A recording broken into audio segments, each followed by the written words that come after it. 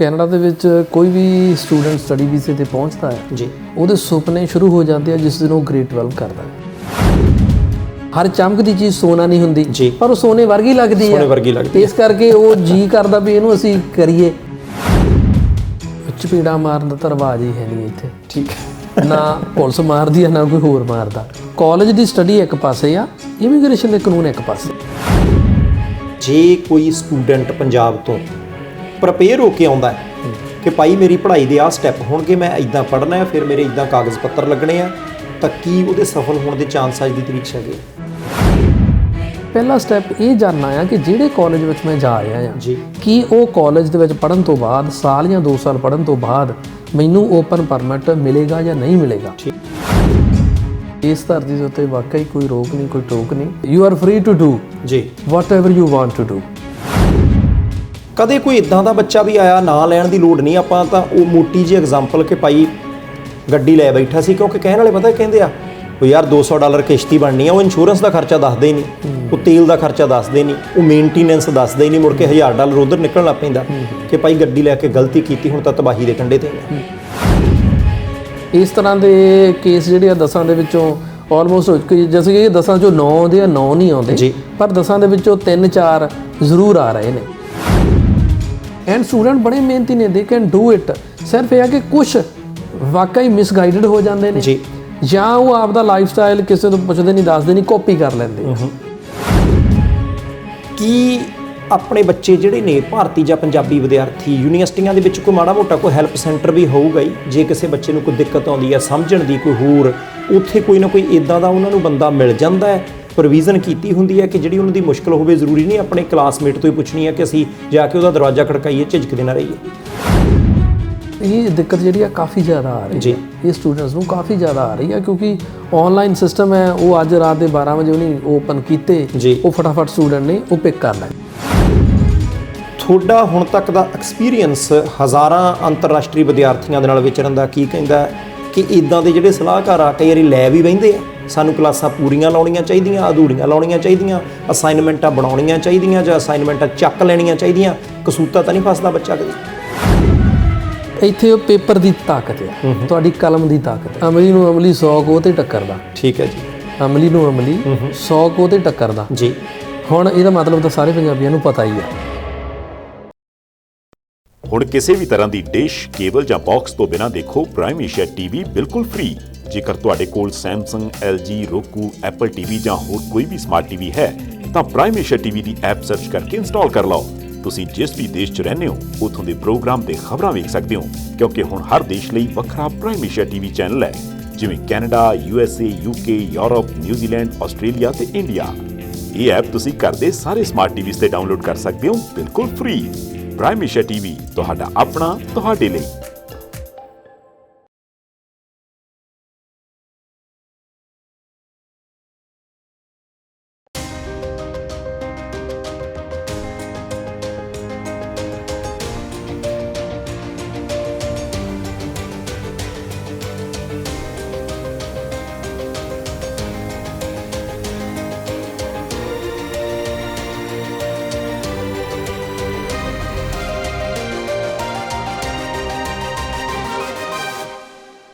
ਸਤਿ ਸ਼੍ਰੀ ਅਕਾਲ ਜੀ, ਤੁਸੀਂ ਦੇਖ ਰਹੇ ਹੋ ਪ੍ਰਾਈਮ ਏਸ਼ੀਆ ਟੀਵੀ। ਮੈਂ ਪਰਮਜੀਤ ਸਿੰਘ ਬਾਟ ਤੁਹਾਡਾ ਸਾਰਿਆਂ ਦਾ ਸਵਾਗਤ ਕਰਦਾ।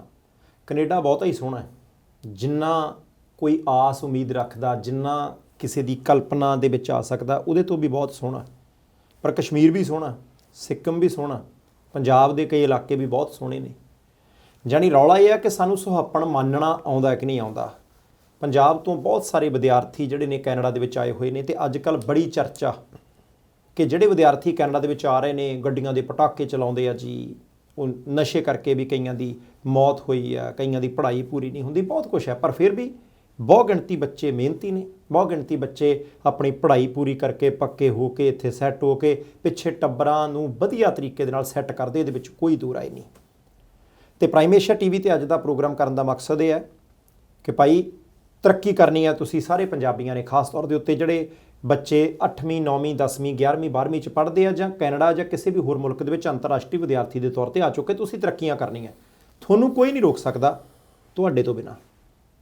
ਤੁਹਾਡੇ ਤੋਂ ਬਿਨਾਂ ਕਿਉਂ ਸ਼ਬਦ ਵਰਤਿਆ, ਇਸ ਗੱਲ ਦਾ ਉੱਤਰ ਅੱਜ ਆਪਾਂ ਹੈਰੀਟੇਜ ਇਮੀਗ੍ਰੇਸ਼ਨ ਦੇ ਜਸਵੀਰ ਸਿੰਘ ਕਲੇਰ ਹੋਰਾਂ ਤੋਂ ਲੈਣਾ ਕਿ ਤੁਹਾਨੂੰ ਕੋਈ ਨਹੀਂ ਰੋਕ ਸਕਦਾ। ਮੈਂ ਫਿਰ ਕਹਿਣਾ, ਅਸਮਾਨ ਖੁੱਲ੍ਹਾ ਹੈ, ਜਿੱਥੇ ਤੱਕ ਮਰਜ਼ੀ ਉਡਾਰੀਆਂ ਮਾਰੋ, ਜਿੰਨੀ ਮਰਜ਼ੀ ਤਰੱਕੀ ਕਰੋ, ਤੇ ਆਪਣੇ ਆਪ ਦੇ ਵਿੱਚ ਅਸੀਂ ਰੁਕਾਵਟ ਕਦੋਂ ਬਣ ਜਾਂਦੇ ਆ? ਉਹ ਸਾਰੇ ਸਵਾਲ ਨੇ ਤੇ ਜਵਾਬ ਕਲੇਰ ਸਾਹਿਬ ਤੋਂ ਲੈਣੇ। ਕਲੇਰ ਸਾਹਿਬ, ਸਵਾਗਤ ਹੈ ਸਭ ਤੋਂ ਪਹਿਲਾਂ। ਬਾਠ ਸਾਹਿਬ, ਤੁਹਾਨੂੰ ਤੇ ਸਾਰੇ ਪ੍ਰਾਈਮ ਏਸ਼ੀਆ ਦੇ ਦਰਸ਼ਕਾਂ ਦਾ ਬਹੁਤ ਬਹੁਤ ਧੰਨਵਾਦ ਤੇ ਸਤਿ ਸ਼੍ਰੀ ਅਕਾਲ। ਕਲੇਰ ਸਾਹਿਬ, ਮੈਂ ਗਲਤ ਤਾਂ ਨਹੀਂ ਕਿਹਾ ਕਿ ਭਾਈ ਇਹਨਾਂ ਦੇਸ਼ਾਂ ਦੇ ਵਿੱਚ ਬੰਦਾ ਹੀ ਆਪਣੇ ਆਪ ਨੂੰ ਰੋਕਦਾ, ਕੋਈ ਦੂਜਾ ਨਹੀਂ ਰੋਕ ਸਕਦਾ? ਬਿਲਕੁਲ ਬਾਠ ਸਾਹਿਬ, ਤੁਹਾਡੀ ਸ਼ੁਰੂਆਤ ਵੀ ਵਧੀਆ ਹੈ ਤੇ ਤੁਹਾਡੇ ਹਰ ਜੋ ਵੀ ਤੁਸੀਂ ਇਹਦੇ ਵਿੱਚ ਦੱਸਿਆ ਆ ਉਹ ਬਿਲਕੁਲ ਵਾਜਬ ਹੈ ਕਿ ਕੈਨੇਡਾ, ਕਸ਼ਮੀਰ, ਸਿੱਕਮ ਸਾਰੇ ਹੀ ਸੋਹਣੇ ਨੇ ਜੀ। ਹਰ ਥਾਂ ਚੰਗਾ ਆ ਤੇ ਨਾ ਇਹ ਆ ਕਿ ਇਸ ਧਰਤੀ ਦੇ ਉੱਤੇ ਵਾਕਈ ਕੋਈ ਰੋਕ ਨਹੀਂ, ਕੋਈ ਟੋਕ ਨਹੀਂ। ਪਰ ਜਿਸ ਤਰ੍ਹਾਂ ਇੱਕ ਕਹਾਵਤ ਆ ਜਿਹਨੂੰ ਇੰਗਲਿਸ਼ ਦੇ ਵਿੱਚ ਅਸੀਂ ਅਕਸਰ ਹੀ ਵਰਤਦੇ ਆ ਕਿ you are free to do ਜੀ whatever you want to do, ਪਰ ਇਸ ਤੋਂ ਅਗਲੀ ਲਾਈਨ ਇੱਕ ਹੋ ਰਿਹਾ ਜੀ ਕਿ you are free to do whatever you do but you are not free from the consequences what you do. ਬਿਲਕੁਲ ਠੀਕ ਹੈ। ਇਹ ਚੀਜ਼ ਦਾ ਖਿਆਲ ਜ਼ਰੂਰ ਰੱਖਣਾ ਪੈਣਾ। ਉਹ ਮੈਂ ਆ, ਤੁਸੀਂ ਆ, ਸਟੂਡੈਂਟ ਆ, ਵਰਕਰ ਹੈ, ਕੋਈ ਵੀ ਆ। ਚਲੋ ਠੀਕ ਹੈ। ਕਲੇਰ ਸਾਹਿਬ, ਬੜੇ ਰੌਲੇ ਪੈਂਦੇ ਨੇ, ਇੱਕ ਡਿਬੇਟ ਚੱਲਣ ਲੱਗ ਪਈ ਕਿ ਵਿਦੇਸ਼ ਦੇ ਵਿੱਚ ਪੜ੍ਹਨ ਜਾਣਾ ਚਾਹੀਦਾ, ਕਿ ਕੈਨੇਡਾ, ਅਮਰੀਕਾ, ਆਸਟ੍ਰੇਲੀਆ ਸੁਰੱਖਿਅਤ ਆ। ਤੇ ਮੈਨੂੰ ਐਂ ਲੱਗਦਾ ਹੁੰਦਾ ਕਿ ਬੰਦਾ ਸੁਰੱਖਿਅਤ ਹੀ ਹੁੰਦਾ ਜੇ ਉਹਦਾ ਆਪਣਾ ਆਪ ਠੀਕ ਹੈ, ਜੇ ਉਹ ਸਮਝ ਕੇ ਚੱਲਦਾ ਹੈ, ਜੇ ਉਹਦੇ ਕੋਲੇ ਪਲੈਨਿੰਗ ਹੈ, ਜੇ ਇਹਨੂੰ ਪਤਾ ਕਿ ਮੈਂ ਜੇ ਜਲੰਧਰ ਤੋਂ ਫਗਵਾੜੇ ਨੂੰ ਚੱਲਿਆ ਤੇ ਉਹਨੂੰ ਪਤਾ ਹੋਣਾ ਚਾਹੀਦਾ ਕਿ ਰਾਹ ਦੇ ਵਿੱਚ ਰੈਸਟੋਰੈਂਟ ਵੀ ਆਉਣੇ ਆ, ਰਾਹ ਦੇ ਵਿੱਚ ਯੂਨੀਵਰਸਿਟੀ ਵੀ ਆਉਣੀ ਆ, ਰਾਹ ਦੇ ਵਿੱਚ ਇੱਕ ਫੈਕਟਰੀ ਵੀ ਆਉਣੀ ਆ ਜਿੱਥੇ ਨੱਕ ਦੇ ਮੂਹਰੇ ਰੁਮਾਲ ਰੱਖਣਾ ਪੈਂਦਾ। ਉਹਨੂੰ ਪਤਾ ਹੋਣਾ ਚਾਹੀਦਾ ਕਿ ਬੱਸ ਇੱਕ ਜਗ੍ਹਾ ਉੱਦਾਂ ਰੁਕਣੀ ਹੈ ਕਿਉਂਕਿ ਬੱਤੀਆਂ ਆ, ਉਹਦੇ ਤੋਂ ਬਾਅਦ ਬੱਸ ਅੱਡਾ ਆਉਣਾ। ਜੇ ਤਾਂ ਉਹਦੇ ਕੋਲ ਇੰਨੀ ਕੁ ਪਲੈਨਿੰਗ ਹੋਮਵਰਕ ਹੈਗਾ, ਫਿਰ ਉਹਨੇ ਫਗਵਾੜੇ ਵਾਲੇ ਬੱਸ ਅੱਡੇ 'ਤੇ ਉਤਰ ਜਾਣਾ। ਤਾਂ ਜੇ ਉਹਦੇ ਕੋਲ ਪਲੈਨਿੰਗ ਨਹੀਂ, ਉਹ 7 ਵਾਰੀ ਕੰਡਕਟਰ ਨੂੰ ਪੁੱਛੂਗਾ, ਆਲੇ ਦੁਆਲੇ ਵਾਲੀਆਂ ਸਵਾਰੀਆਂ ਨੂੰ ਪੁੱਛੂਗਾ, ਫਗਵਾੜਾ ਤਾਂ ਨਹੀਂ ਆਇਆ, ਫਗਵਾੜਾ ਤਾਂ ਨਹੀਂ ਆਇਆ। ਉਹਦੇ ਵਿੱਚ ਹੋ ਸਕਦਾ ਕਿ ਉਹ ਪੁੱਛਣਾ ਭੁੱਲ ਜਾਏ ਤਾਂ ਮੁੜ ਕੇ ਗਰਾਇਆ ਜਾ ਕੇ ਉਤਰੇ। ਮੈਂ ਸਿਰਫ ਤੁਹਾਡੇ ਤੋਂ ਇਹ ਜਾਣਨਾ ਚਾਹੁੰਦਾ, ਤੁਹਾਡਾ ਕਈ ਸਾਲਾਂ ਦਾ ਤਜਰਬਾ, ਅੰਤਰਰਾਸ਼ਟਰੀ ਵਿਦਿਆਰਥੀ, ਉਹਨਾਂ ਦੇ ਵੀਜ਼ੇ ਤੁਸੀਂ ਅਪਲਾਈ ਕਰਦੇ ਹੋ, ਵੀਜ਼ੇ ਅਪਲਾਈ ਕਰਨ ਤੋਂ ਬਾਅਦ ਫਿਰ ਇੱਥੇ ਆ ਕੇ ਜਿਹੜੇ ਪ੍ਰੋਸੈਸ ਦੇ ਵਿੱਚੋਂ ਉਹਨਾਂ ਨੇ ਲੰਘਣਾ ਹੈ, ਉਹ ਸਾਰੇ ਪ੍ਰੋਸੈਸ ਦੇ ਵਿੱਚ ਹਜ਼ਾਰਾਂ ਵਿਦਿਆਰਥੀ ਅੱਜ ਤੱਕ ਤੁਹਾਨੂੰ ਮਿਲੇ ਪੰਜਾਬ ਦੇ। ਮੈਂ ਸਿਰਫ ਤੁਹਾਡੇ ਤੋਂ ਸ਼ੁਰੂਆਤੀ ਦੌਰ ਦੇ ਵਿੱਚ ਇਹ ਜਾਣਨਾ ਚਾਹੁੰਦਾ ਕਿ ਜੇ ਕੋਈ ਸਟੂਡੈਂਟ ਪੰਜਾਬ ਤੋਂ ਪ੍ਰਪੇਅਰ ਹੋ ਕੇ ਆਉਂਦਾ ਹੈ ਕਿ ਭਾਈ ਮੇਰੀ ਪੜ੍ਹਾਈ ਦੇ ਆਹ ਸਟੈਪ ਹੋਣਗੇ, ਮੈਂ ਇੱਦਾਂ ਪੜ੍ਹਨਾ ਹੈ, ਫਿਰ ਮੇਰੇ ਇੱਦਾਂ ਕਾਗਜ਼ ਪੱਤਰ ਲੱਗਣੇ ਆ, ਤਾਂ ਕੀ ਉਹਦੇ ਸਫਲ ਹੋਣ ਦੇ ਚਾਂਸ ਅੱਜ ਦੀ ਤਰੀਕ 'ਚ ਹੈਗੇ ਆ? ਬਾਠ ਸਾਹਿਬ, ਜਦੋਂ ਕੈਨੇਡਾ ਦੇ ਵਿੱਚ ਕੋਈ ਵੀ ਸਟੂਡੈਂਟ ਸਟੱਡੀ ਵੀਜ਼ੇ ਤੇ ਪਹੁੰਚਦਾ ਆ ਜੀ, ਉਹਦੇ ਸੁਪਨੇ ਸ਼ੁਰੂ ਹੋ ਜਾਂਦੇ ਆ ਜਿਸ ਦਿਨ ਉਹ ਗ੍ਰੇਡ 12 ਕਰਦਾ ਆ। ਗ੍ਰੇਡ 12 ਕਰਦੇ ਸਾਰ ਹੀ, ਉਸ ਤੋਂ ਪਹਿਲਾਂ ਹੀ ਉਹਦੇ ਤੇ ਉਹਦੇ ਮਾਂ-ਬਾਪ ਦੇ ਸੁਪਨੇ ਦੀ ਸ਼ੁਰੂਆਤ ਹੋ ਚੁੱਕੀ ਹੁੰਦੀ ਹੈ ਕਿ ਇਹਨੂੰ ਅਸੀਂ ਕੈਨੇਡਾ ਪ੍ਰਾਇਓਰਟਾਈਜ਼ ਕੰਟਰੀ ਦੇ ਵਿੱਚ ਭੇਜਣਾ ਆ। ਐਂਡ ਉਹ ਆਪਣੀ ਬੜੀ ਮਿਹਨਤ ਦੇ ਦਮ ਤੇ ਬੜੇ ਪੈਸਾ ਲਗਾ ਕੇ ਇੱਥੇ ਪਹੁੰਚ ਜਾਂਦੇ ਨੇ। ਹੁਣ ਜਾਂ ਤੇ ਅਗਰ ਜਿਸ ਤਰ੍ਹਾਂ ਤੁਸੀਂ ਕਿਹਾ ਕਿ ਅਗਰ ਮੈਂ ਫਗਵਾੜੇ ਤੋਂ ਜਲੰਧਰ ਜਾਂ ਕਿਤੇ ਵੀ ਜਾਣਾ ਆ, ਜਾਂ ਤੇ ਮੈਨੂੰ ਪਤਾ ਹੋਵੇ ਕਿ ਮੈਂ ਕਦੋਂ ਉਸ ਟਿਕਾਣੇ ਤੇ ਜਾ ਕੇ ਉਤਰਨਾ ਆ ਜੀ। ਸੋ ਇਹਦੇ ਵਿੱਚ ਜਾਂ ਤੇ ਸਟੂਡੈਂਟ ਆਉਣ ਵਾਲੇ ਦਾ ਥੋੜਾ ਆਪ ਦਾ ਹੋਮਵਰਕ ਕੀਤਾ ਹੋਵੇ ਕਿ ਮੈਂ ਉੱਥੇ ਜਾ ਕੇ ਮੈਨੂੰ ਕਿਹੜੇ ਮੇਰੇ ਸਟੈਪਸ ਨੇ, ਤੇ ਸਟੈਪਸ ਕੋਈ ਕੰਪਲਿਕੇਟਡ ਨਹੀਂ ਆ। ਜੇ ਮੈਨੂੰ ਨਹੀਂ ਪਤਾ ਤਾਂ ਮੇਰੇ ਹੱਥਾਂ ਦੇ ਵਿੱਚ ਜਿਹੜੇ ਫੜੇ ਹੋਏ ਵੱਡੇ ਮਹਿੰਗੇ ਮੋਬਾਈਲ ਨੇ, ਮੈਂ ਉਹਨਾਂ ਦੇ ਵਿੱਚ ਗੂਗਲ ਤੇ ਟਾਈਪ ਕਰਕੇ ਕੈਨੇਡਾ ਆ ਕੇ ਆਪਣੇ PR ਦੇ ਸਾਰੇ ਰਸਤਿਆਂ ਨੂੰ ਜਾਣ ਸਕਦਾ ਆ ਈਜ਼ੀਲੀ। ਠੀਕ ਹੈ, ਕਿਉਂਕਿ 6 ਬੈਂਡ ਤਾਂ ਮੈਂ ਘੱਟੋ ਘੱਟ ਲਏ ਹੋਏ ਆ, ਅੰਗਰੇਜ਼ੀ ਦੀ ਮੈਨੂੰ ਪ੍ਰੋਬਲਮ ਕੋਈ ਨਹੀਂ।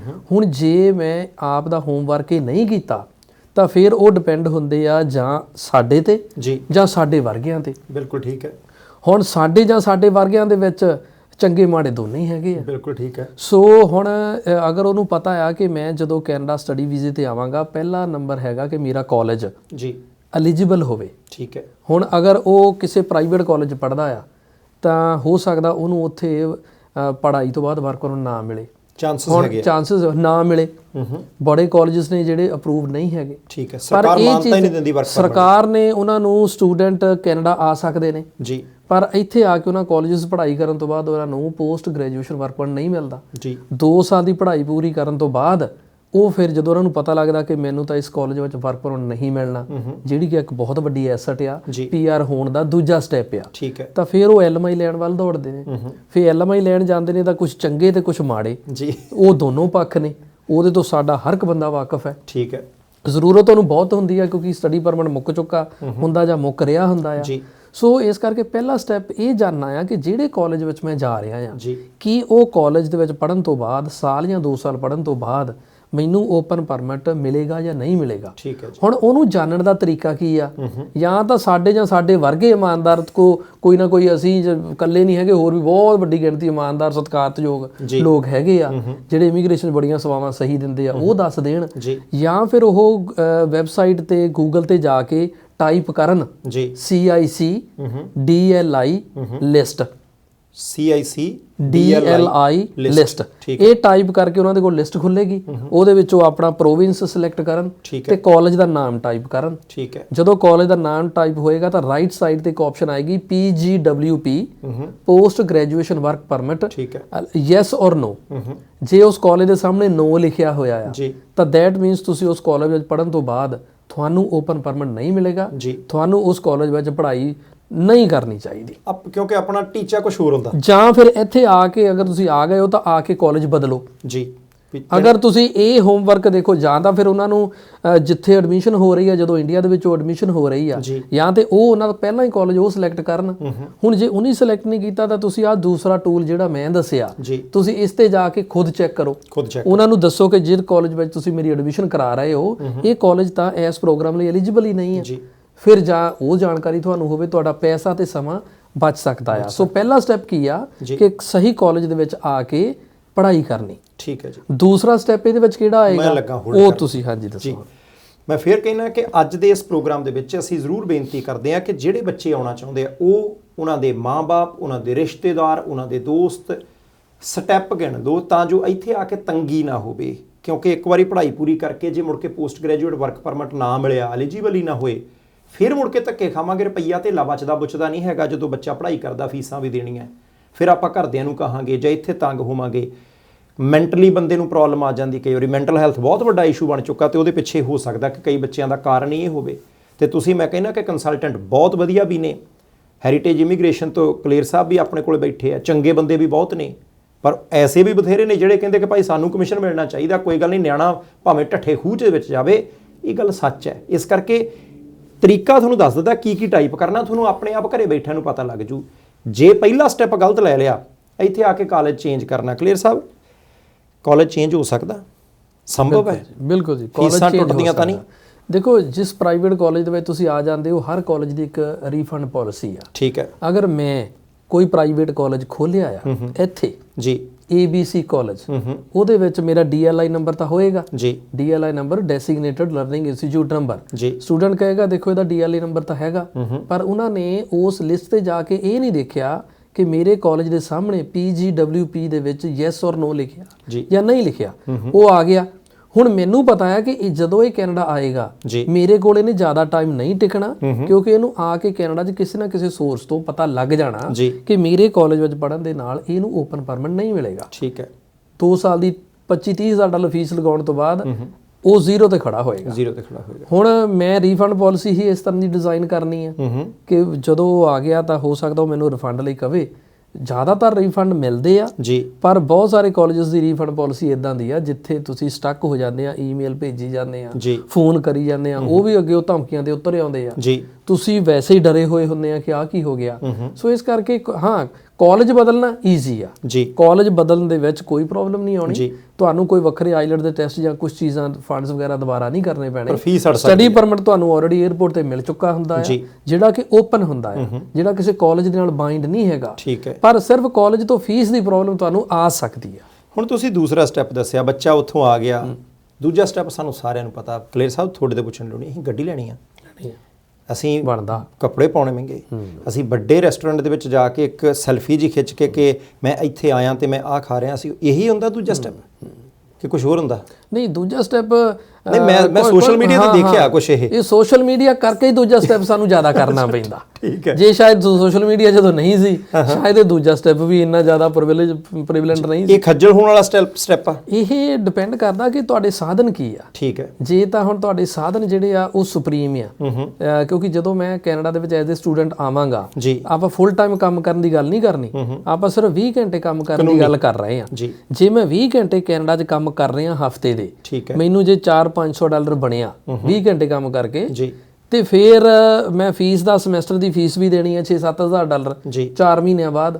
ਉਸ ਤੋਂ ਬਾਅਦ ਮੈਂ ਬੇਸਮੈਂਟ ਦਾ ਕਿਰਾਇਆ ਵੀ ਦੇਣਾ, ਤੇ ਮੇਰਾ ਆਪਦਾ ਸੈੱਲ ਫੋਨ ਦਾ, ਕੱਪੜਿਆਂ ਦਾ ਖਰਚ ਵੀ, ਆਉਣ ਜਾਣ ਦਾ, ਸਕੂਲ ਦਾ ਖਰਚ, ਕਾਲਜ ਦਾ ਢਿੱਡ ਖਾਣ ਨੂੰ ਮੰਗਦਾ। ਬਿਲਕੁਲ। ਤੇ ਜੇ ਮੈਂ ਇਹਨਾਂ ਸਾਧ ਜੇ ਮੈਂ ਉਸ 20 ਘੰਟੇ ਦੇ ਪੈਸਿਆਂ ਦੀ ਗੱਲ ਕਰਾਂਗਾ ਜੀ ਤਾਂ ਫਿਰ ਮੈਨੂੰ ਜਿਹੜਾ ਪਹਿਲਾ ਲਾਈਫ ਸਟਾਈਲ ਤੁਸੀਂ ਦੱਸਿਆ, ਇਹ ਲਾਈਫ ਸਟਾਈਲ ਦੀ ਗੱਲ ਹੈ, ਉਹ ਫਿਰ ਸ਼ਾਇਦ ਮੈਂ ਉਹ ਤੋਂ ਪਰਹੇਜ਼ ਕਰਾਂ। ਠੀਕ ਹੈ। ਤੇ ਜੇ ਹੁਣ ਮੈਨੂੰ ਇਹਨਾਂ ਚੀਜ਼ਾਂ ਦੀ ਪਰਵਾਹ ਨਹੀਂ ਹੈਗੀ, ਜੇ ਪਿੱਛੋਂ ਫੰਡਿੰਗ ਅੱਛੀ ਆ ਰਹੀ ਆ ਕਿ ਪੁੱਤਰਾ ਤੂੰ ਪਰਵਾਹ ਨਹੀਂ ਕਰਨੀ, ਤੇਰੀ ਗੱਡੀ ਦੇ ਪੈਸੇ ਵੀ ਅਸੀਂ ਭੇਜ ਰਹੇ ਆ ਜੀ, ਤੇ ਤੈਨੂੰ ਅਸੀਂ ਸਾਰਾ ਸਾਜੋ ਸਮਾਨ ਦੇ ਰਹੇ, 1 ਘੰਟਾ ਵੀ ਤੈਨੂੰ ਕੰਮ ਕਰਨ ਦੀ ਲੋੜ ਨਹੀਂ। ਜੀ। ਉਹ ਹੁੰਦਾ 1 in million। ਬਿਲਕੁਲ ਠੀਕ। ਉਹਦੀ ਐਗਜ਼ਾਮਪਲ ਲੈ ਕੇ ਅਸੀਂ ਸਾਰੇ ਜੇ ਉਹਦੀ ਰੀਸ ਕਰਨ ਲੱਗ ਪਏ, ਬਰਬਾਦੀ ਹੈ। ਤਾਂ ਫਿਰ ਬਰਬਾਦੀ ਹੈ, ਕਿਉਂਕਿ ਸਾਡੇ ਸਿਰਾਂ 'ਚ ਦਿਮਾਗ ਰੱਬ ਨੇ ਸਾਰਿਆਂ ਤੋਂ ਉੱਤੇ ਰੱਖਿਆ। ਜੀ। ਉਹ ਗਿੱਟੇ ਗੁੱਟੇ 'ਚ ਵੀ ਰੱਖ ਸਕਦਾ ਸੀ, ਬਿਲਕੁਲ। ਪਰ ਉਹਨੇ ਤਾਂ ਉੱਪਰ ਰੱਖਿਆ ਵੀ ਸਾਰੀ ਬੋਡੀ ਨੂੰ ਤੂੰ ਕੰਟਰੋਲ ਕਰਨਾ। ਆਪਰੇਟ ਹੁਣ ਜਾਂ ਤੇ ਮੇਰੇ ਫੰਡਸ ਇੰਨੇ ਜ਼ਿਆਦਾ ਆ ਵੀ ਮੈਨੂੰ ਪਰਵਾਹ ਕੋਈ ਨਹੀਂ, ਤੇ ਜੇ ਫੰਡਸ ਹੈ ਨਹੀਂਗੇ ਫਿਰ ਮੈਨੂੰ ਦਿਮਾਗ ਵਰਤਣਾ ਪੈਣਾ ਕਿ ਸੈਕੰਡ ਵਾਲੀ ਆਪਸ਼ਨ ਜਿਹੜੀ ਆ ਉਹ ਮੈਂ ਪਿੱਛੇ ਕਰਾਂ ਤੇ ਪੜ੍ਹਾਈ ਨੂੰ ਡੈਡੀਕੇਟਲੀ ਫੁੱਲ ਟਾਈਮ ਸਟੂਡੈਂਟ ਦਾ ਸਟੇਟਸ ਮੇਨਟੇਨ ਕਰਕੇ ਸਮੇਂ ਰਹਿਤ ਪੂਰੀ ਕਰਾਂ। ਅੱਛਾ ਕਲੀਅਰ ਸਾਹਿਬ, ਮੈਨੂੰ ਇੱਕ ਚੀਜ਼ ਦੱਸਿਓ ਕਿ ਹਰ ਇੱਕ ਬੰਦੇ ਦਾ ਜੀ ਕਰਦਾ ਗੱਡੀ ਲੈਣ ਨੂੰ, ਹਰ ਇੱਕ ਬੰਦੇ ਦਾ ਜੀ ਕਰਦਾ ਮੈਂ ਸੋਹਣੇ ਕੱਪੜੇ ਪਾਵਾਂ, ਮੈਂ ਵਧੀਆ ਰਹਾਂ, ਮੈਂ ਚੰਗੇ ਥਾਂ ਤੇ ਖਾਣਾ ਵੀ ਖਾਵਾਂ। ਅਸੀਂ ਤਾਂ ਵਿਦਿਆਰਥੀਆਂ ਨੂੰ ਸਲਾਹ ਦਿੰਦੇ ਹਾਂ ਕਿ ਤੁਸੀਂ 3 ਤੋਂ 4 ਸਾਲ ਰੁਕ ਜਾਓ, ਇਹ ਕਰਿਓ ਜ਼ਰੂਰ ਇਹ ਕੰਮ, ਪਰ ਜਦੋਂ ਤੁਹਾਡੀ ਪੜ੍ਹਾਈ ਮੁਕੰਮਲ ਹੋ ਗਈ, ਜਦੋਂ ਤੁਹਾਡੇ ਪੇਪਰ ਸਿੱਧੇ ਹੋ ਗਏ, ਜਦੋਂ ਪਿੱਛੇ ਘਰਦਿਆਂ ਨੇ ਜਿਹੜੇ ਪੈਸੇ 4 ਫੜ ਕੇ ਲਾਏ ਆ, ਜਦੋਂ ਉਹ ਲਿੱਥ ਗਏ, ਉਹ ਤੋਂ ਬਾਅਦ ਲੈ ਲਿਓ ਗੱਡੀ। ਇਦਾਂ ਹੀ ਆ ਨਾ? ਦੇਖੋ, ਸਲਾਹ ਤਾਂ ਬਿਲਕੁਲ ਤੁਹਾਡੀ ਵਾਜਬ ਹੈ ਜੀ, ਕਿਉਂਕਿ ਇਹ ਉਹਨਾਂ ਤਜਰਬਿਆਂ ਤੋਂ ਬਾਅਦ ਦੀ ਸਲਾਹ ਆ ਜੀ, ਜਿਹਦੇ ਵਿੱਚ ਦੀ ਆਪਾਂ ਜਾਂ ਕੋਈ ਹੋਰ ਸਾਡੇ ਸਾਥੀ ਲੰਘੇ ਨੇ। ਤੇ ਪਰ ਜਿਸ ਤਰ੍ਹਾਂ ਆਪਾਂ ਗੱਲ ਕੀਤੀ ਆ ਕਿ ਉਹ ਜਿਹੜਾ ਦੂਜਾ ਰੂਟ, ਉਹ ਪਹਿਲਾਂ ਕਿਉਂਕਿ ਉਹ ਚਮਕਦੀ, ਉਹ ਕਹਿੰਦੇ ਨੇ all that glitters is not gold, ਹਰ ਚਮਕਦੀ ਚੀਜ਼ ਸੋਨਾ ਨਹੀਂ ਹੁੰਦੀ, ਪਰ ਉਹ ਸੋਨੇ ਵਰਗੀ ਲੱਗਦੀ ਆ। ਇਸ ਕਰਕੇ ਉਹ ਜੀ ਕਰਦਾ ਵੀ ਇਹਨੂੰ ਅਸੀਂ ਕਰੀਏ। ਉਹ ਲਾਈਫ ਇਸ ਤਰ੍ਹਾਂ ਦੀ ਲੱਗਦੀ ਆ। ਜਦੋਂ 18 ਸਾਲ ਦੀ 19 ਸਾਲ ਦੀ ਉਮਰ 'ਚ ਮੈਂ ਜਾਂ 20 ਸਾਲ ਦੀ ਉਮਰ 'ਚ ਕੋਈ ਇੱਥੇ ਪਹੁੰਚਦਾ, ਉਸ ਵੇਲੇ ਤੱਕ ਉਹ ਇੰਡੀਆ ਦੇ ਵਿੱਚ ਕੋਈ ਪੈਸੇ ਜ਼ਿਆਦਾਤਰ ਕਮਾ ਨਹੀਂ ਰਹੇ ਹੁੰਦੇ। ਇੱਥੇ ਆ ਕੇ ਜਦੋਂ ਉਹ ਪੈਸੇ ਕਮਾਉਣ ਲੱਗਦੇ ਨੇ, ਡਾਲਰਾਂ ਦੇ ਵਿੱਚ ਚੀਜ਼ ਆਉਣ ਲੱਗ ਪਈ, ਤੁਹਾਡੀ ਬਾਇੰਗ ਪਾਵਰ ਵੱਧ ਗਈ।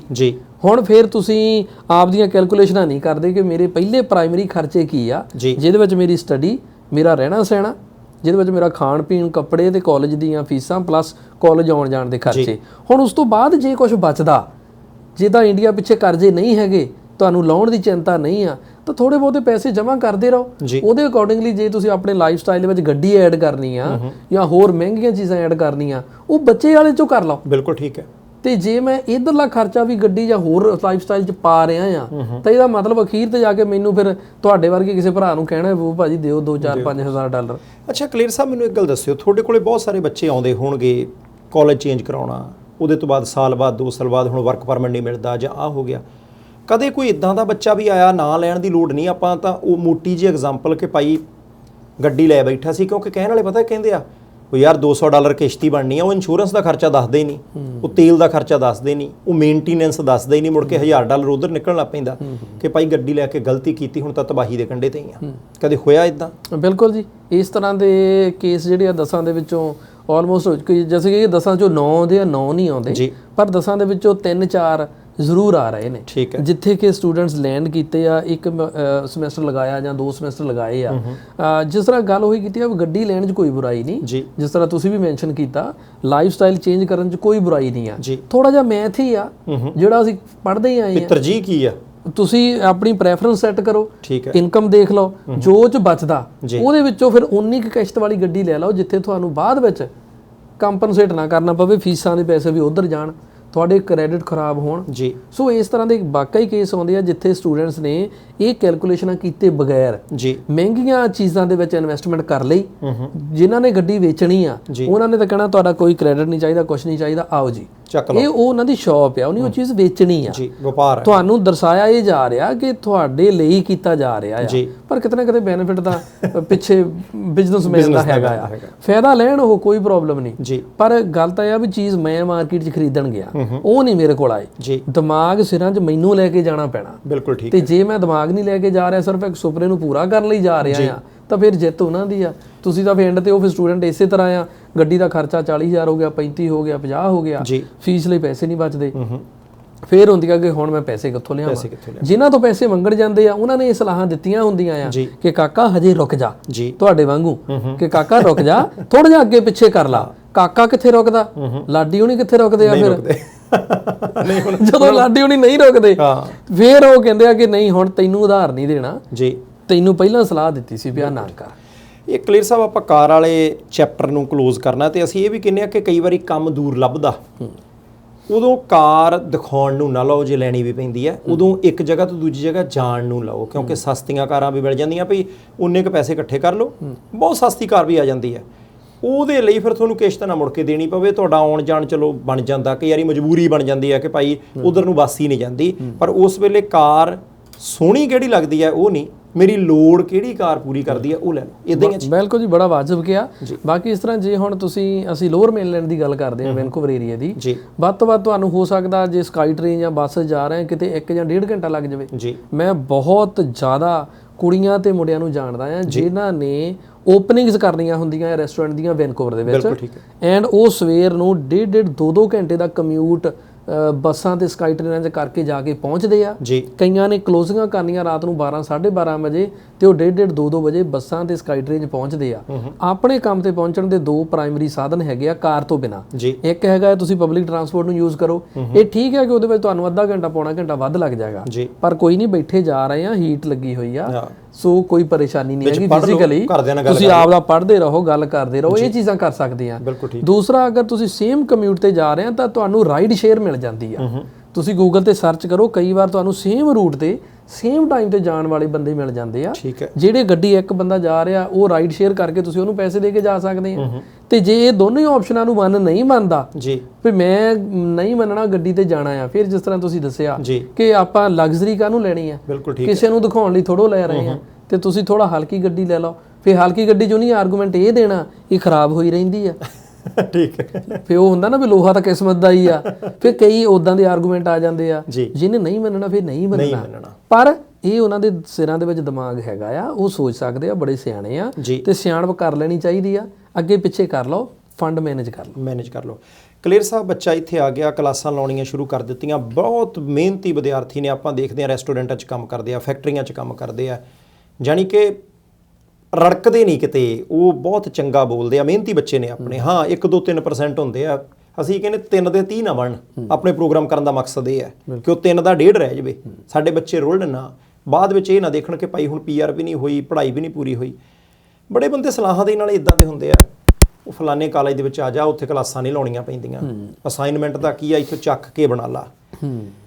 ਤੁਹਾਡਾ ਹੁਣ ਤੱਕ ਦਾ ਐਕਸਪੀਰੀਅੰਸ ਹਜ਼ਾਰਾਂ ਅੰਤਰਰਾਸ਼ਟਰੀ ਵਿਦਿਆਰਥੀਆਂ ਦੇ ਨਾਲ ਵਿਚਰਨ ਦਾ ਕੀ ਕਹਿੰਦਾ ਕਿ ਇੱਦਾਂ ਦੇ ਜਿਹੜੇ ਸਲਾਹਕਾਰ ਆ ਕਈ ਵਾਰੀ ਲੈ ਵੀ ਬਹਿੰਦੇ ਆ, ਸਾਨੂੰ ਕਲਾਸਾਂ ਪੂਰੀਆਂ ਲਾਉਣੀਆਂ ਚਾਹੀਦੀਆਂ, ਅਧੂਰੀਆਂ ਲਾਉਣੀਆਂ ਚਾਹੀਦੀਆਂ, ਅਸਾਈਨਮੈਂਟਾਂ ਬਣਾਉਣੀਆਂ ਚਾਹੀਦੀਆਂ ਜਾਂ ਅਸਾਈਨਮੈਂਟਾਂ ਚੱਕ ਲੈਣੀਆਂ ਚਾਹੀਦੀਆਂ, ਕਸੂਤਾ ਤਾਂ ਨਹੀਂ ਫਸਦਾ ਬੱਚਾ ਕਦੀ? ਬੜੇ ਬੱਚੇ ਆ ਜਿਨ੍ਹਾਂ ਦੇ ਉੱਤੇ ਪਲੈਜਰਿਜ਼ਮ ਦਾ, ਕਾਪੀ ਦਾ, ਨਕਲ ਦਾ ਉਹਨਾਂ ਨੂੰ ਲੱਗ ਜਾਂਦਾ ਹੈ, ਉਹਨਾਂ ਤੇ ਇਲਜ਼ਾਮ ਲੱਗ ਜਾਂਦਾ ਆ, ਉਹ ਸਾਬਤ ਹੋ ਜਾਂਦਾ ਆ, ਕਾਲਜਸ ਉਹਨਾਂ ਨੂੰ ਸਸਪੈਂਸ਼ਨ ਲਗਾ ਦਿੰਦੇ ਆ। ਇਹ ਹੁੰਦਾ ਬਹੁਤ ਵੱਡੀ ਗਿਣਤੀ 'ਚ ਹੁੰਦਾ।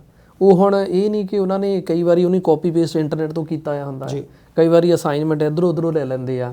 ਐਂਡ ਬਹੁਤ ਸਾਰੇ ਸਟੂਡੈਂਟ ਨੂੰ ਸ਼ਾਇਦ ਇਹ ਜ਼ਰੂਰ ਪਤਾ ਹੋਏਗਾ ਕਿ ਜਦੋਂ ਤੁਸੀਂ ਕੋਈ ਵੀ ਕੰਟੈਂਟ ਕਾਪੀ ਪੇਸਟ ਕਰਕੇ ਆਪਣੀ ਅਸਾਈਨਮੈਂਟ ਬਣਾਉਂਦੇ ਆ ਤਾਂ ਕਾਲਜਾਂ ਦੇ ਕੋਲ ਟੂਲਸ ਨੇ, ਆਰਟੀਫਿਸ਼ੀਅਲ ਇੰਟੈਲੀਜੈਂਸ ਨਾਲ ਰਿਲੇਟਡ ਟੂਲਸ ਨੇ, ਉਹ ਉਹਦੇ ਵਿੱਚ ਤੁਹਾਡੀ ਅਸਾਈਨਮੈਂਟ ਪਾਉਂਦੇ ਆ।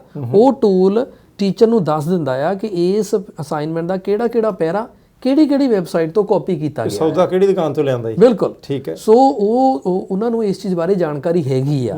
ਸੋ ਪਰ ਜੇ ਅਗਰ ਕੋਈ ਸਟੂਡੈਂਟ ਕਹਿੰਦਾ ਕਿ ਯਾਰ ਚਲੋ ਇੱਥੇ 2 ਕਲਾਸਾਂ ਲਾਉਣੀਆਂ ਪੈਂਦੀਆਂ ਤੇ 1 ਕਲਾਸ ਤੂੰ ਇਸ ਕਾਲਜ 'ਚ ਆ ਜਾ, ਇਹਦਾ ਮਤਲਬ ਉਸ ਸਟੂਡੈਂਟ ਨੂੰ ਫਿਰ ਉਸ ਵੈਬਸਾਈਟ ਤੇ ਜਾਣਾ ਚਾਹੀਦਾ। CIC DLI ਲਿਸਟ, ਠੀਕ ਹੈ। ਜਿਹੜੇ ਅੱਛੇ ਕਾਲਜਸ ਨੇ ਉਹ ਇਸ ਤਰ੍ਹਾਂ ਨਹੀਂ ਕਰਨ ਦਿੰਦੇ। ਜਿੱਥੇ ਫਿਰ ਲਿਖਿਆ ਹੈ ਕਿ PGWP ਨੋ ਜੀ, ਉੱਥੇ ਫਿਰ ਤੁਸੀਂ ਇਦਾਂ ਕਰ ਸਕਦੇ, ਪਰ ਐਟ ਦਾ ਐਂਡ ਆਫ ਦਾ ਡੇ ਉਹ ਰੋਡ ਡੈਡ ਐਂਡ ਆ, ਉਹ ਖੱਬੇ ਸੱਜੇ ਨੂੰ ਨਹੀਂ ਮੁੜਦੀ, ਫਿਰ ਉਹ ਖਤਮ ਆ। ਤੁਹਾਨੂੰ ਵਰਕ ਪਰਮਿਟ ਨਹੀਂ ਮਿਲੇਗਾ ਤੇ ਵਰਕ ਪਰਮਿਟ ਲਏ ਬਗੈਰ PR ਸਟੂਡੈਂਟ ਵਾਸਤੇ ਮੁਸ਼ਕਲ ਆ। ਇੱਕ ਕਲੀਅਰ ਸਾਹਿਬ ਮੈਨੂੰ ਦੱਸਿਓ, ਇੱਥੇ ਜਿਹੜੇ ਕਾਲਜ ਨੇ, ਯੂਨੀਵਰਸਿਟੀਆਂ ਨੇ, ਆਮ ਤੌਰ 'ਤੇ ਓਰੀਐਂਟੇਸ਼ਨ ਕਲਾਸਾਂ ਫਿਰ ਆਪਣੇ ਬੱਚੇ ਨਹੀਂ ਲਾਉਂਦੇ ਵੀ ਇਹ ਨਹੀਂ ਕਿ ਮਜਬੂਰੀ ਵੀ ਮੈਂ ਮੰਨ ਕੇ ਚੱਲਦਾ ਕਿ ਬੱਚਾ ਅੱਜ ਆਇਆ ਪਰਸੋਂ ਨੂੰ ਓਰੀਐਂਟੇਸ਼ਨ ਕਲਾਸਿਸ ਨੇ, ਉਹ ਕੋਈ ਭਾਂਡਾ ਭੂੰਡਾ ਵੀ ਹੈ ਨਹੀਂ, ਬੇਸਮੈਂਟ ਦੇ ਵਿੱਚੋਂ ਜਾਊ ਕਿੱਧਰ, ਉਹਦਾ ਜੇ ਪਾਸ ਵੀ ਨਹੀਂ ਬਣਿਆ, ਕਈ ਦਿੱਕਤਾਂ ਨੇ। ਕੀ ਆਪਣੇ ਬੱਚੇ ਜਿਹੜੇ ਨੇ ਭਾਰਤੀ ਜਾਂ ਪੰਜਾਬੀ ਵਿਦਿਆਰਥੀ ਯੂਨੀਵਰਸਿਟੀਆਂ ਦੇ ਵਿੱਚ ਕੋਈ ਮਾੜਾ ਮੋਟਾ ਕੋਈ ਹੈਲਪ ਸੈਂਟਰ ਵੀ ਹੋਊਗਾ ਹੀ, ਜੇ ਕਿਸੇ ਬੱਚੇ ਨੂੰ ਕੋਈ ਦਿੱਕਤ ਆਉਂਦੀ ਹੈ ਸਮਝਣ ਦੀ, ਕੋਈ ਹੋਰ ਉੱਥੇ ਕੋਈ ਨਾ ਕੋਈ ਇੱਦਾਂ ਦਾ ਉਹਨਾਂ ਨੂੰ ਬੰਦਾ ਮਿਲ ਜਾਂਦਾ ਹੈ, ਪ੍ਰੋਵੀਜ਼ਨ ਕੀਤੀ ਹੁੰਦੀ ਹੈ ਕਿ ਜਿਹੜੀ ਉਹਨਾਂ ਦੀ ਮੁਸ਼ਕਲ ਹੋਵੇ, ਜ਼ਰੂਰੀ ਨਹੀਂ ਆਪਣੇ ਕਲਾਸਮੇਟ ਤੋਂ ਹੀ ਪੁੱਛਣੀ ਹੈ ਕਿ ਅਸੀਂ ਜਾ ਕੇ ਉਹਦਾ ਦਰਵਾਜ਼ਾ ਖੜਕਾਈਏ, ਝਿਜਕਦੇ ਨਾ ਰਹੀਏ? ਜਿਹੜੇ ਅੱਛੇ ਕਾਲਜਸ ਨੇ ਲਗਭਗ ਉਹਨਾਂ ਸਾਰਿਆਂ ਦੇ ਵਿੱਚ ਜੀ ਪ੍ਰੋਗਰਾਮ ਐਡਵਾਈਜ਼ਰ ਬੈਠੇ ਨੇ। ਤੁਸੀਂ ਪ੍ਰੋਗਰਾਮ ਐਡਵਾਈਜ਼ਰ, ਅਗਰ ਤੁਸੀਂ ਕਾਲਜ ਜਾ ਰਹੇ ਹੋ ਤਾਂ ਪ੍ਰੋਗਰਾਮ ਐਡਵਾਈਜ਼ਰ ਨਾਲ ਤੁਸੀਂ ਇਨ ਟੱਚ ਹੈਗੇ ਆ। ਠੀਕ ਹੈ। ਤੁਹਾਨੂੰ ਕੋਈ ਵੀ ਇਸ਼ੂ ਆਉਂਦਾ ਹੈ, ਤੁਹਾਨੂੰ ਸਮਝ ਨਹੀਂ ਲੱਗ ਰਿਹਾ, ਕੁਝ ਵੀ ਇਸ਼ੂ ਆਉਂਦਾ ਆ, ਬਹੁਤ ਈਜ਼ੀਲੀ ਰਿਜ਼ੋਲਵ ਹੁੰਦੇ ਨੇ। ਠੀਕ ਹੈ। ਪਰ ਗੱਲ ਹੈ ਕਿ ਚੱਲ ਕੇ ਜਾਣਾ ਪਏਗਾ ਤੇ ਡੋਰ ਨੌਕ ਕਰਕੇ ਰਿਕੁਐਸਟ ਕਰਨੀ ਪਏਗੀ ਕਿ ਇਹ ਮੇਰੀ ਪ੍ਰੋਬਲਮ ਹੈ, ਮੈਨੂੰ ਸਮਝ ਨਹੀਂ ਲੱਗਦੀ ਜਾਂ ਕੁਝ ਵੀ ਹੈਗਾ। They are there to help them। ਬਿਲਕੁਲ ਠੀਕ ਹੈ। ਐਂਡ ਸਟੂਡੈਂਟ ਬੜੇ ਮਿਹਨਤੀ ਨੇ, ਦੇ ਕੈਨ ਡੂ ਇਟ। ਸਿਰਫ ਇਹ ਹੈ ਕਿ ਕੁਝ ਵਾਕਈ ਮਿਸਗਾਈਡਡ ਹੋ ਜਾਂਦੇ ਨੇ ਜੀ, ਜਾਂ ਉਹ ਆਪਦਾ ਲਾਈਫ ਸਟਾਈਲ ਕਿਸੇ ਤੋਂ ਪੁੱਛਦੇ ਨਹੀਂ, ਦੱਸਦੇ ਨਹੀਂ, ਕਾਪੀ ਕਰ ਲੈਂਦੇ ਆ। ਬਸ ਪ੍ਰੋਬਲਮ ਉੱਥੇ ਆ। ਨਹੀਂ ਤਾਂ ਬਹੁਤ ਸਾਰੇ ਸਟੂਡੈਂਟ ਚਾਨਣ ਮਨਾਰਾ ਆ, ਦੂਜਿਆਂ ਨੂੰ ਗਾਈਡ ਕਰਦੇ ਆ, ਵਧੀਆ ਕਰਦੇ ਆ ਕਿ ਇਦਾਂ ਨਹੀਂ ਕਰਨੀ। ਉਹ ਖੁਦ ਉਹਨਾਂ ਨੂੰ ਰੋਕਦੇ ਨੇ ਕਿ ਤੁਸੀਂ ਇਦਾਂ ਨਹੀਂ ਕਰਨੀ। ਜੇ ਫੇਰ ਵੀ ਰੋਕਿਆ ਕੋਈ ਨਹੀਂ ਰੁਕਦਾ, ਐਟ ਦਾ ਐਂਡ ਆਫ ਦਾ ਡੇ ਉਹਨੇ ਵੀ ਫਿਰ ਬਾਅਦ ਸਲਾਹ ਦੇਣੀ ਹੈ ਭਰਾਵਾ ਰੁਕ ਜਿਓ। ਅੱਛਾ, ਜਦੋਂ ਵਰਕ ਪਰਮਿਟ ਅਪਲਾਈ ਕਰਨਾ, ਮੰਨ ਲਓ ਮੇਰੀ ਸਟੱਡੀ ਕੰਪਲੀਟ ਹੋ ਗਈ, 2 ਸਾਲ ਹੋ ਗਏ, ਵਰਕ ਪਰਮਿਟ ਅਪਲਾਈ ਕਰਨਾ, ਕਿਹੜੀਆਂ ਚੀਜ਼ਾਂ ਦੀ ਲੋੜ ਹੁੰਦੀ ਹੈ? ਕੀ ਸਾਰੇ ਕੋਰਸਾਂ ਦੇ ਵਿੱਚੋਂ ਬੱਚਾ ਪਾਸ ਹੋਣਾ ਚਾਹੀਦਾ ਕਿ ਉਹਦੀਆਂ ਹਾਜ਼ਰੀਆਂ ਪੂਰੀਆਂ ਹੋਣੀਆਂ ਚਾਹੀਦੀਆਂ? ਅੱਗੇ ਆਪਾਂ ਨੂੰ ਕਰੈਕਟਰ ਸਰਟੀਫਿਕੇਟ ਲੈਣਾ ਪੈਂਦਾ ਹੁੰਦਾ ਸੀ ਪੰਜਾਬ ਦੇ ਸਕੂਲਾਂ ਦੇ ਵਿੱਚੋਂ। ਕੋਈ ਕਾਲਜ ਦੇ ਕੋਲੋਂ ਇਦਾਂ ਦੀ ਚੀਜ਼ ਤਾਂ ਨਹੀਂ ਚਾਹੀਦੀ ਜੇ ਆਪਾਂ ਮੰਨ ਲਓ ਕਿਤੇ ਲੜਾਈ ਪੜ੍ਹਾਈ ਕਰ ਲਈ ਹੈ ਜਾਂ ਆਪਾਂ ਫੇਲ ਹੀ ਹੋ ਗਏ 1-2 ਚੀਜ਼ਾਂ, ਜਾਂ ਸਾਡੇ ਨੰਬਰ ਹੀ ਥੋੜ੍ਹੇ ਆ, ਕੋਈ ਚੀਜ਼ ਰੁਕਾਵਟ ਤਾਂ ਨਹੀਂ ਬਣਦੀ? ਨੰਬਰ 1 ਕਿ ਕਾਲਜ ਅਗਰ ਅਸੀਂ post graduation work permit apply ਕਰਦੇ ਹਾਂ ਜੀ, ਜਿਹੜੀਆਂ ਗੱਲਾਂ ਆਪਾਂ ਬਾਅਦ ਸਾਹਿਬ ਡਿਸਕਸ ਕਰ ਰਹੇ ਹਾਂ ਜੀ, ਜ਼ਿਆਦਾਤਰ ਸਟੂਡੈਂਟਸ ਨੂੰ ਪਤਾ ਆ ਜੀ, ਪਰ ਫਿਰ ਵੀ ਜਿਸ ਤਰ੍ਹਾਂ ਤੁਸੀਂ ਡਿਸਕਸ ਕੀਤਾ ਕਿ ਸਾਡਾ ਮਕਸਦ ਆ ਜੀ, ਉਸ ਮਕਸਦ ਲਈ ਅਸੀਂ ਤੁਹਾਨੂੰ ਰਿਪੀਟ ਹੀ ਕਰ ਰਹੇ ਹਾਂ। ਜਿਹੜੇ ਨਹੀਂ ਆਏ ਉਹਨਾਂ ਨੂੰ ਪਤਾ ਲੱਗ ਰਿਹਾ। ਹਾਂਜੀ ਵਾਹ। ਤੇ ਸੋ ਇਸ ਕਰਕੇ post graduation work permit apply ਕਰਨ ਵਾਸਤੇ ਉਹਨਾਂ ਨੂੰ ਕੰਪਲੀਸ਼ਨ ਲੈਟਰ, ਜਿਹੜੀ ਪੜ੍ਹਾਈ ਦੀ ਮੁਕੰਮਲ ਲੈਟਰ ਜਿਹੜੀ ਕਾਲਜ ਦਿੰਦਾ ਕਿ ਇਹਨੇ ਪੜ੍ਹਾਈ ਪੂਰੀ ਕਰ ਲਈ, ਠੀਕ ਹੈ, ਤੇ ਪਲੱਸ ਉਹਦੀਆਂ ਟ੍ਰਾਂਸਕ੍ਰਿਪਟਸ, ਡਿਟੇਲ ਮਾਰਕਸ ਕਾਰਡ, DMC ਜਿਹੜਾ DMC, ਠੀਕ ਹੈ, ਉਹ ਚਾਹੀਦੇ ਨੇ, ਉਹ ਕਾਲਜ ਦੇ ਦਿੰਦਾ ਹੈ।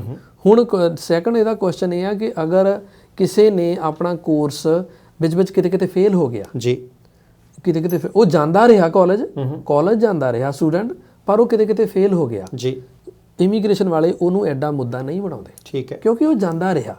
ਜੇ ਉਹਨੂੰ ਘੱਟ ਸਮੇਂ ਲੱਗੀ, ਉਹ ਫੇਲ ਹੋ ਗਿਆ, ਕੋਈ ਗੱਲ ਨਹੀਂ। ਕਿਸੇ ਦੀ ਪਰਸੈਂਟੇਜ ਥੋੜੀ ਰਹਿ ਗਈ, ਜੀ, ਕਿਸੇ ਦੀ ਪਰਸੈਂਟੇਜ ਥੋੜੀ ਰਹਿ ਗਈ, ਤਾਂ ਵੀ ਉਸ ਚੀਜ਼ ਨੂੰ ਉਹ ਮੁੱਦਾ ਜ਼ਿਆਦਾ ਨਹੀਂ ਬਣਾਉਂਦੇ। ਜੇ ਕਿਸੇ ਨੇ ਆਫ ਲੈ ਲਿਆ ਸਮੈਸਟਰ, ਜੀ, ਉਹਦੀ ਸਕੇਜੂਲਡ ਬ੍ਰੇਕ ਨਹੀਂ ਸੀ, ਕਾਲਜ ਦੀਆਂ ਕਲਾਸਾਂ ਲੱਗ ਰਹੀਆਂ ਸੀ, ਪਰ ਉਹ ਖੁਦ ਹੀ ਚੂਜ਼ ਕਰ ਲਿਆ ਕਿ ਮੈਂ ਕਾਲਜ ਨਹੀਂ ਜਾਣਾ, ਉੱਥੇ ਪ੍ਰੋਬਲਮ ਆ ਸਕਦੀ ਆ, ਠੀਕ ਹੈ, ਤੇ ਆ ਜਾਂਦੀ ਆ। ਅਨਲੈਸ ਤੁਸੀਂ ਕੋਈ ਸੈਟੀਸਫੈਕਟਰੀ ਰੀਜ਼ਨ ਦਿਓ ਕਿ ਮੈਂ ਕੈਨੇਡਾ ਦੇ ਅੰਦਰ ਵੀ ਸੀ, ਮੈਂ ਤੰਦਰੁਸਤ ਵੀ ਸੀ, ਮੈਂ ਦਿਮਾਗੀ ਤੌਰ ਤੇ ਵੀ ਠੀਕ ਸੀ, ਮੈਂ ਫਾਈਨੈਂਸ਼ੀਅਲੀ ਵੀ ਠੀਕ ਸੀ, ਮੈਂ ਫੇਰ ਵੀ ਕਾਲਜ ਤੋਂ ਪਰੇ ਸੀ, ਸਮੈਸਟਰ ਨਹੀਂ ਲਗਾਇਆ, ਕਿਉਂ ਨਹੀਂ ਲਗਾਇਆ? ਜੀ, ਜਿਹੜੇ ਆਫੀਸਰ ਆ ਉਹ ਵੀ ਤੁਹਾਡੇ ਮੇਰੇ ਵਾਂਗੂ ਜੀਨੇ ਜਾਗਦੇ ਇਨਸਾਨ ਆ। ਬਿਲਕੁਲ ਠੀਕ। ਉਹ ਵੀ ਸਵੇਰ ਨੂੰ 8 ਵਜੇ ਤੋਂ 4 ਵਜੇ ਤੱਕ ਰੋਟੀ ਪਾਣੀ ਆਪਣਾ ਲੈ ਕੇ ਆਉਂਦੇ ਆ, ਉਹ ਤੁਹਾਡੀਆਂ ਚੀਜ਼ਾਂ ਨੂੰ ਸਮਝਦੇ ਆ, ਪਰ ਸਾਨੂੰ ਸਮਝਾਉਣਾ ਪੈਣਾ। ਜੀ, ਕਾਨੂੰਨ ਦੀ ਪਾਲਣਾ ਵੀ ਤਾਂ ਉਹਨਾਂ ਨੂੰ ਕਰਾਉਣੀ ਪੈਣੀ ਹੈ ਨਾ। ਸੋ ਜੇ ਕਿਸੇ ਦੇ ਮਾਰਕਸ ਘੱਟ ਆ, ਇਸ਼ੂ ਘੱਟ ਬਣਦਾ ਕਿਉਂਕਿ ਕਾਲਜ ਜਾ ਰਹੇ ਆ। ਜੇ ਤੁਸੀਂ ਫੇਲ ਹੋ ਗਏ, ਇਸ਼ੂ ਘੱਟ ਬਣਦਾ ਕਿਉਂਕਿ ਕਾਲਜ ਜਾ ਰਹੇ ਆ, ਠੀਕ ਹੈ। ਪਰ ਜੇ ਤੁਸੀਂ ਸਮੈਸਟਰ ਹੀ ਆਫ ਲਿਆ ਹੋਇਆ ਆ, ਉਹਦਾ ਵਾਜਬ ਰੀਜ਼ਨ ਦੇਣਾ ਪੈਣਾ ਵਿਦ ਡਾਕੂਮੈਂਟੇਸ਼ਨ। ਇੱਕ ਸਵਾਲ ਇੱਥੇ ਹੋਰ ਹੈ, ਆਪਣੇ BC ਦੇ ਵਿੱਚ, ਬ੍ਰਿਟਿਸ਼ ਕੋਲੰਬੀਆ ਸੂਬੇ ਦੇ ਵਿੱਚ ਜਿਹੜੇ ਬੱਚੇ ਪੜ੍ਹਨ ਆਉਂਦੇ ਆ, ਕਈ ਜਗ੍ਹਾ ਤੇ ਇਦਾਂ ਦੇ ਸਬਜੈਕਟ ਚੂਜ਼ ਕਰਨੇ ਪੈਂਦੇ ਆ ਕਿ ਭਾਈ ਸੈਕੰਡ ਸਮੈਸਟਰ ਉਹ ਮਿਲਦੇ ਹੀ ਨਹੀਂ, ਜਿਹੜੇ ਲੈਣੇ ਹੁੰਦੇ ਆ, ਉਹ ਜੇ ਉਹਨੂੰ ਉਹ ਸਮੈਸਟਰ ਛੱਡਣਾ ਪੈਂਦਾ ਕਿ ਭਾਈ ਮਿਲੇ ਹੀ ਨਹੀਂ ਮੈਨੂੰ, ਮੈਂ ਜਿਹੜੇ ਲੈਣੇ ਚਾਹੁੰਦਾ, ਉਹਨੂੰ ਹੁਣ ਆਪਾਂ ਵੈਲਿਡ ਰੀਜ਼ਨ ਮੰਨਾਂਗੇ ਕਿ ਨਹੀਂ ਮੰਨਾਂਗੇ? ਉਹ ਕੀ ਸਮਝਣਗੇ ਆਫਿਸਰ? ਉਹਦੇ ਵਿੱਚ ਬਾਟ ਸਾਹਿਬ ਇਹ ਦਿੱਕਤ ਜਿਹੜੀ ਆ ਕਾਫੀ ਜ਼ਿਆਦਾ ਆ ਰਹੀ ਹੈ, ਇਹ ਸਟੂਡੈਂਟਸ ਨੂੰ ਕਾਫੀ ਜ਼ਿਆਦਾ ਆ ਰਹੀ ਹੈ, ਕਿਉਂਕਿ ਆਨਲਾਈਨ ਸਿਸਟਮ ਹੈ। ਉਹ ਅੱਜ ਰਾਤ ਦੇ 12 ਵਜੇ ਉਹਨੇ ਓਪਨ ਕੀਤੇ, ਉਹ ਫਟਾਫਟ ਸਟੂਡੈਂਟ ਨੇ ਉਹ ਪਿਕ ਕਰ ਲੈ। ਜਿਹੜੇ ਥੋੜੇ ਈਜ਼ੀ ਕੋਰਸ ਹੈ ਉਹ ਛੇਤੀ ਪਿਕ ਹੋ ਗਏ, ਮੇਰੇ ਵਰਗੇ ਵਾਸਤੇ ਰਹਿ ਗਏ। ਮੈਨੂੰ ਮਿਲਦਾ 1 2 ਨਹੀਂ ਮਿਲਦੇ। ਹੁਣ ਜੇ ਮੈਂ 1 ਚੋਂ ਕਰਿਆ ਆ ਕੋਰਸ ਤਾਂ ਮੈਂ ਪਾਰਟ ਟਾਈਮ ਸਟੂਡੈਂਟ ਹੋ ਗਿਆ। ਜਦੋਂ ਮੈਂ ਦੇਖੋ ਕਾਲਜ ਦੀ ਸਟੱਡੀ ਇੱਕ ਪਾਸੇ ਆ, ਇਮੀਗ੍ਰੇਸ਼ਨ ਦੇ ਕਾਨੂੰਨ ਇੱਕ ਪਾਸੇ। ਬਿਲਕੁਲ ਠੀਕ ਹੈ। ਇਮੀਗ੍ਰੇਸ਼ਨ ਦਾ ਕਾਨੂੰਨ ਕਹਿੰਦਾ ਜਿੱਦਾਂ ਆਪਾਂ ਇੱਕ ਐਗਜ਼ਾਮਪਲ ਦਿੰਦੇ, ਜਿਹੜਾ ਢਿੱਡ ਆ ਇਹ ਰੋਟੀ ਮੰਗਦਾ, ਇਹਨੂੰ ਭੁੱਖ ਲੱਗੀ ਆ, ਹੁਣ ਇਹ ਕਹਿੰਦਾ ਚਾਹੇ ਤੂੰ ਚੋਰੀ ਕਰ, ਬਿਲਕੁਲ ਠੀਕ ਹੈ, ਚਾਹੇ ਤੂੰ ਡਾਕਾ ਮਾਰ, ਚਾਹੇ ਗੁਰਦੁਆਰੇ ਜਾ, ਚਾਹੇ ਕਮਾ ਕੇ ਖਾ, ਮੈਨੂੰ ਸਮਾਨ ਚਾਹੀਦਾ। ਇਮੀਗ੍ਰੇਸ਼ਨ ਵਾਲੇ ਕਹਿੰਦੇ ਕਿ ਦੇਖ ਤੇਰਾ ਕੋਰਸ ਇੱਕ ਰਹਿ ਗਿਆ, ਹੁਣ ਉਹ ਤੂੰ ਕਿਉਂ ਨਹੀਂ ਚੱਕੇ, ਕੀ ਨਹੀਂ ਚੱਕੇ, ਸਾਡੇ ਲਈ ਤੂੰ ਪਾਰਟ ਟਾਈਮ ਆ। ਜਦੋਂ ਕਿਸੇ ਸਟੂਡੈਂਟ ਦੀ ਐਸੀ ਸਿਚੁਏਸ਼ਨ ਆ ਜਾਵੇ, ਉਹਨੂੰ ਪਹਿਲੀ ਗੱਲ ਫੁੱਲ ਟਾਈਮ ਕੰਮ ਨਹੀਂ ਕਰਨਾ ਚਾਹੀਦਾ, ਪਾਰਟ ਟਾਈਮ ਓਕੇ, ਉਹਨੂੰ 20 ਘੰਟੇ ਕੰਮ ਨਹੀਂ ਕਰਨਾ ਚਾਹੀਦਾ, ਠੀਕ ਹੈ, ਕਿਉਂਕਿ ਕ੍ਰਾਈਟੇਰੀਆ 20 ਘੰਟੇ ਕੰਮ ਕਰਨ ਦਾ ਕੀ ਆ ਕਿ ਉਹਦੇ 3 ਕੋਰਸ ਜਾਂ ਜਿਹੜੇ equivalent to full time consider ਹੁੰਦਾ ਉਹ ਕਰੇ ਤਾਂ ਉਹ ਕੰਮ ਕਰੇ। ਦੂਜਾ, ਜੇ ਉਹਨੂੰ ਕਾਲਜ ਦੇ ਵਿੱਚ ਹੁਣ ਪ੍ਰੋਬਲਮ ਆ ਰਹੀ ਹੈ, ਇੱਕ ਕੋਰਸ ਮਿਲ ਗਿਆ, ਟਰਾਈ ਕਰੇ ਕਿਸੇ ਹੋਰ ਕਾਲਜ 2 ਕੋਰਸ ਲੈ ਲਵੇ, ਠੀਕ ਹੈ, ਤਾਂ ਕਿ ਉਹਦਾ ਉਹ ਗੈਪ ਨਾ ਕੰਸੀਡਰ ਹੋਵੇ। ਜੀ, ਆਪਸ਼ਨਸ ਅਗਰ ਬਾਈ ਚਾਂਸ ਕੋਈ ਗੱਲ ਹੀ ਨਹੀਂ ਬਣਦੀ, ਹੁਣ ਜਿੱਦਾਂ ਤੁਸੀਂ ਕਿਹਾ ਵੀ ਉਹਨੂੰ ਕੰਸੀਡਰ ਕਰਨਗੇ, ਹੁਣ ਕਾਲਜ ਵਾਲਿਆਂ ਤੋਂ ਇੱਕ ਤਾਂ ਲੈਟਰ ਲੈਣੀ ਪੈਣੀ ਹੈ ਕਿ ਮੈਂ ਇੰਨੇ ਐਫਰਟ ਕੀਤੇ, ਜੀ, ਪਰ ਮੈਨੂੰ ਉਹ ਕੋਰਸ ਨਹੀਂ ਮਿਲੇ। ਜੇ ਕਾਲਜ ਵਾਲੇ ਤੁਹਾਨੂੰ ਉਹ ਰਿਟਨ 'ਚ ਕੁਛ ਨਾ ਕੁਛ ਦਿੰਦੇ ਆ ਫਿਰ ਵੈਲਿਡ ਰੀਜ਼ਨ ਤੁਹਾਨੂੰ, ਪਰ ਫਿਰ ਵੀ ਉਹ ਇਹ ਐਗਜ਼ੈਂਪਸ਼ਨ ਨਹੀਂ ਮਿਲਣੀ ਕਿ ਤੁਸੀਂ ਮਤਲਬ ਕਿ ਤੁਹਾਨੂੰ ਉਹ 2 ਕੋਰਸ ਕਰਨ ਦੀ ਲੋੜ ਨਹੀਂ ਪੈਣੀ, ਕਰਨੇ ਫਿਰ ਵੀ ਪੈਣੇ ਆ, ਪਰ ਤੁਹਾਡੇ ਉਸ ਗੈਪ ਦੇ ਵਿੱਚ ਕੰਮ ਨਾ ਕਰੇ, ਪਰ ਉਸ ਗੈਪ ਨੂੰ ਉਹ ਮੁੱਦਾ ਇਮੀਗ੍ਰੇਸ਼ਨ ਵਾਲੇ ਨਾ ਬਣਾਉਣ। ਠੀਕ ਹੈ। ਇੱਕ ਕਲੀਅਰ ਸਾਹਿਬ ਹੋਰ ਦੱਸਿਓ ਕਿ ਅਸੀਂ ਗੱਡੀ ਚਲਾਉਂਦੇ ਆ, ਇੱਥੇ ਲਾਇਸੈਂਸ ਲਿਆ ਜਾਂ ਇੰਡੀਆ ਵਾਲੇ ਲਾਇਸੈਂਸ ਦੇ ਉੱਤੇ ਕੰਮ ਚੱਲ ਗਿਆ, ਅਸੀਂ ਟ੍ਰੈਫਿਕ ਰੂਲਸ ਜਿਹੜੇ ਆ ਉਹ ਭੰਗ ਕੀਤੇ, ਓਵਰ ਸਪੀਡ ਗੱਡੀ ਚਲਾਈ ਜਾਂ ਖਾ ਪੀ ਕੇ ਕੁਛ ਗੱਡੀ ਚਲਾ ਲਈ ਜਾਂ ਕੁਛ ਵੀ ਹੋ ਗਿਆ, ਜਾਂ ਸਾਡਾ ਝਗੜਾ ਹੋ ਗਿਆ ਕਿਤੇ, ਇੱਕ ਤਾਂ ਹੋ ਗਿਆ ਟ੍ਰੈਫਿਕ ਨਿਯਮਾਂ ਦੀ ਉਲੰਘਣਾ ਕਰ ਲਈ, ਸਾਡਾ ਝਗੜਾ ਹੋ ਗਿਆ ਕਿਤੇ, ਕੰਪਲੇਂਟ ਦਰਜ ਹੋ ਗਈ, ਕਿ ਕਿਸੇ ਮੋੜ ਤੇ ਜਾ ਕੇ ਕਿਤੇ ਵੀ ਜਾ ਕੇ ਉਹ ਸਮੱਸਿਆ ਪੈਦਾ ਹੋ ਸਕਦੀ ਹੈ? ਵਰਕ ਪਰਮਿਟ 'ਚ ਨਹੀਂ, PR 'ਚ ਨਹੀਂ, ਕਿਤੇ ਵੀ ਜਾ ਕੇ ਉਹ ਜਾਣੀ ਜਾਂ ਇੱਥੇ ਕੋਈ ਨਹੀਂ ਪੁੱਛਦਾ, ਯਾਰ ਇੱਥੇ ਪੁਲਿਸ ਕੁਛ ਨਹੀਂ ਕਹਿੰਦੀ, ਆਮ ਹੀ ਹੁੰਦਾ, ਇੱਥੇ ਕੁਛ ਨਹੀਂ ਕਹਿੰਦੇ, ਕਿਤੇ ਲੈ ਕੇ ਜਾਂ ਸਵੇਰੇ ਛੱਡ ਦੇਣਾ ਉਹਨਾਂ ਨੇ, ਸਮੱਸਿਆ ਪੈਦਾ ਹੋ ਸਕਦੀ? ਬਾਠ ਸਾਹਿਬ, ਚਪੇੜਾ ਮਾਰਨ ਦਾ ਤਾਂ ਰਿਵਾਜ ਹੀ ਹੈ ਨਹੀਂ ਇੱਥੇ। ਠੀਕ ਹੈ। ਨਾ ਪੁਲਿਸ ਮਾਰਦੀ ਆ, ਨਾ ਕੋਈ ਹੋਰ ਮਾਰਦਾ, ਠੀਕ ਹੈ ਕਿ ਨਹੀਂ ਜੀ। ਸੋ ਇੱਥੇ ਉਹ ਪੇਪਰ ਦੀ ਤਾਕਤ ਆ, ਤੁਹਾਡੀ ਕਲਮ ਦੀ ਤਾਕਤ ਹੈ ਜੀ। ਤੁਹਾਡੇ, ਤੁਸੀਂ ਕਿਸੇ ਆਫੀਸਰ ਨਾਲ ਜੋ ਮਰਜ਼ੀ ਕਰੀ ਜਾਓ, ਜੋ ਕਰ ਲਿਆ, ਕਿਸੇ ਨੇ ਤੁਹਾਨੂੰ ਝਿੜਕਣਾ ਨਹੀਂ, ਕੁਛ ਨਹੀਂ ਕਹਿਣਾ। ਠੀਕ ਹੈ। ਤੁਸੀਂ ਵਾਇਲੈਂਟ ਆ ਤਾਂ ਉਹ ਤੁਹਾਡੇ ਉੱਤੇ ਐਕਸ਼ਨ ਕਰਨਗੇ। ਅਗਰ ਤੁਸੀਂ ਕੁਛ ਵੀ ਗਾਲੀ ਗਲੋਚ ਕਰੀ ਜਾਂਦੇ ਆ, ਝਗੜਾ ਕਰ ਲਿਆ, ਚੋਰੀ ਕਰ ਲਈ ਜਾਂ ਕੁਛ ਹੋਰ ਹੋ ਗਿਆ, ਤਾਂ ਇੱਕ ਪੇਪਰ ਹੀ ਚੱਲਣਾ ਉਹਨਾਂ ਦਾ। ਠੀਕ ਹੈ। ਤੁਹਾਡੇ ਤੇ ਕੇਸ ਚਾਰਜ ਲੱਗ ਗਿਆ, ਉਹ ਚਾਰਜ ਅਪਰੂਵ ਹੋ ਗਿਆ ਤੇ ਤੁਹਾਡੇ ਉਹ ਰੈਕਡ 'ਚ ਦਰਜ ਹੋ ਗਿਆ। ਠੀਕ ਹੈ। ਹੁਣ ਕੱਲ੍ਹ ਨੂੰ ਜਦੋਂ ਅਸੀਂ PR ਅਪਲਾਈ ਕਰਨੀ ਹੈ ਤਾਂ ਸਾਨੂੰ ਅਗਰ ਪੁਲਿਸ ਕਲੀਅਰੈਂਸ ਲੈਣੀ ਪੈਂਦੀ ਹੈ RCMP ਤੋਂ, ਤਾਂ ਉਹਦੇ ਵਿੱਚ ਹੋ ਸਕਦਾ ਉਹ ਮੈਂਸ਼ਨ ਹੋਵੇ ਕਿ ਇਹਦੀ ਆਹ ਕਨਵਿਕਸ਼ਨ ਆ। ਹੁਣ ਉਹ ਕਨਵਿਕਸ਼ਨ ਕਿੰਨੀ ਸੀਰੀਅਸ ਆ ਉਹ ਡਿਪੈਂਡ ਕਰਦਾ ਉਹਦੇ ਤੇ। ਫੋਰ ਐਗਜ਼ਾਮਪਲ, ਅਗਰ ਅਸੀਂ ਕੋਈ ਡਰਿੰਕ ਐਂਡ ਡਰਾਈਵਿੰਗ ਦਾ ਚੱਕਰ ਹੈ, ਕੋਈ ਐਸਾ ਆ, ਉਹ ਕਨਵਿਕਸ਼ਨ ਹੋ ਜਾਂਦੀ ਆ, ਤਾਂ PR ਦੇ ਵਿੱਚ ਰੁਕਾਵਟ ਆਉਣੀ ਹੀ ਆਉਣੀ ਆ। ਅਗਰ ਕੋਈ ਹੋਰ ਛੋਟੀ ਚੀਜ਼ ਸੀ, ਤੁਹਾਨੂੰ ਚਾਰਜਸ ਡ੍ਰੌਪ ਹੋ ਗਏ, ਫਿਰ ਤੁਹਾਨੂੰ ਉਹ ਪ੍ਰੋਬਲਮ ਜਿਹੜੀ ਆ ਆਉਣ ਦੀ ਆਸ ਬਹੁਤ ਘੱਟ ਹੈ। ਸੋ ਕਿਤੇ ਵੀ ਕੋਈ ਚੀਜ਼ ਐਸੀ ਵਾਪਰ ਗਈ ਆ, ਚਾਰਜਸ ਲੱਗ ਗਏ ਆ, ਅਪਰੂਵ ਹੋ ਗਏ ਆ, ਤਾਂ ਉਹਦੀ ਸਮੱਸਿਆ ਨੇ ਕਿਤੇ ਨਾ ਕਿਤੇ ਖੜਨਾ ਹੀ ਹੈ। ਠੀਕ ਹੈ ਜੀ। ਅਵੋਇਡ ਹੀ ਹੋਵੇ ਤਾਂ ਵਧੀਆ। ਅੱਛਾ, ਉਹਦੇ ਤੋਂ ਬਾਅਦ ਕਲੀਅਰ ਸਾਹਿਬ, ਜੇ ਸਾਰੀਆਂ ਚੀਜ਼ਾਂ ਮੰਨ ਲਓ ਪੜ੍ਹਾਈ ਮੁਕੰਮਲ ਹੋ ਗਈ, ਵਰਕ ਪਰਮਿਟ ਮਿਲ ਗਿਆ, ਜਦੋਂ ਵਰਕ ਪਰਮਿਟ ਵੀ ਮਿਲ ਗਿਆ ਤੇ ਉਹਦੇ ਤੋਂ ਬਾਅਦ ਫਿਰ ਮੰਨ ਲਓ ਫਾਈਲਾਂ ਅਪਲਾਈ ਕਰਨੀਆਂ ਨਾ, ਉਹਦੇ ਲਈ ਵੀ ਕੀ ਪ੍ਰੋਸੈਸ ਹੁੰਦਾ ਕਿ ਸਾਨੂੰ ਕੰਮ ਠੀਕ ਤਰੀਕੇ ਕਰਨਾ ਪੈਂਦਾ, ਕਿਵੇਂ ਕਰਨਾ ਪੈਂਦਾ, ਕਦੋਂ ਅਪਲਾਈ ਕਰ ਸਕਦੇ, ਮੋਟਾ ਜਿਹਾ? ਹਾਂ, ਬੇਸਿਕਲੀ 2 ਸਟੈਪ ਆਪਾਂ ਡਿਸਕਸ ਕਰ ਲੈ ਜੀ, ਫਿਰ ਆਪਾਂ ਇਹਨੂੰ ਰਿਵਾਈਂਡ ਕਰ ਦਿੰਦੇ ਹਾਂ ਬਹੁਤ 10 ਸੈਕਿੰਡ ਦੇ ਵਿੱਚ ਜੀ। ਚੰਗੇ ਕਾਲਜ ਵਿੱਚ ਪੜ੍ਹਾਈ ਪੂਰੀ ਕੀਤੀ, ਪੜ੍ਹਾਈ ਪੂਰੀ ਕਰਨ ਤੋਂ ਬਾਅਦ ਵਰਕ ਪਰਮਿਟ ਮਿਲ ਗਿਆ 3 ਸਾਲ ਦਾ। ਠੀਕ ਹੈ। ਉਹ 3 ਸਾਲ ਦੇ ਵਰਕ ਪਰਮਿਟ ਦੇ ਵਿੱਚ ਪੱਕੇ ਹੋਣ ਲਈ ਪ੍ਰੋਗਰਾਮ 2 ਨੇ, ਇੱਕ ਫੈਡਰਲ ਗਵਰਨਮੈਂਟ ਦਾ, ਇੱਕ ਪ੍ਰੋਵਿੰਸ਼ੀਅਲ ਸਟੇਟਾਂ ਦਾ ਆਪਣਾ ਪ੍ਰੋਗਰਾਮ। ਜਿਹੜਾ ਫੈਡਰਲ ਗਵਰਨਮੈਂਟ ਦਾ ਪ੍ਰੋਗਰਾਮ ਹੈ, ਉਹਦੇ ਵਿੱਚ ਤੁਹਾਨੂੰ ਪੜ੍ਹਾਈ ਪੂਰੀ ਹੋਣ ਤੋਂ ਬਾਅਦ 1 ਸਾਲ ਦਾ ਵਰਕ ਐਕਸਪੀਰੀਅੰਸ ਜ਼ਰੂਰੀ ਆ। ਠੀਕ ਹੈ।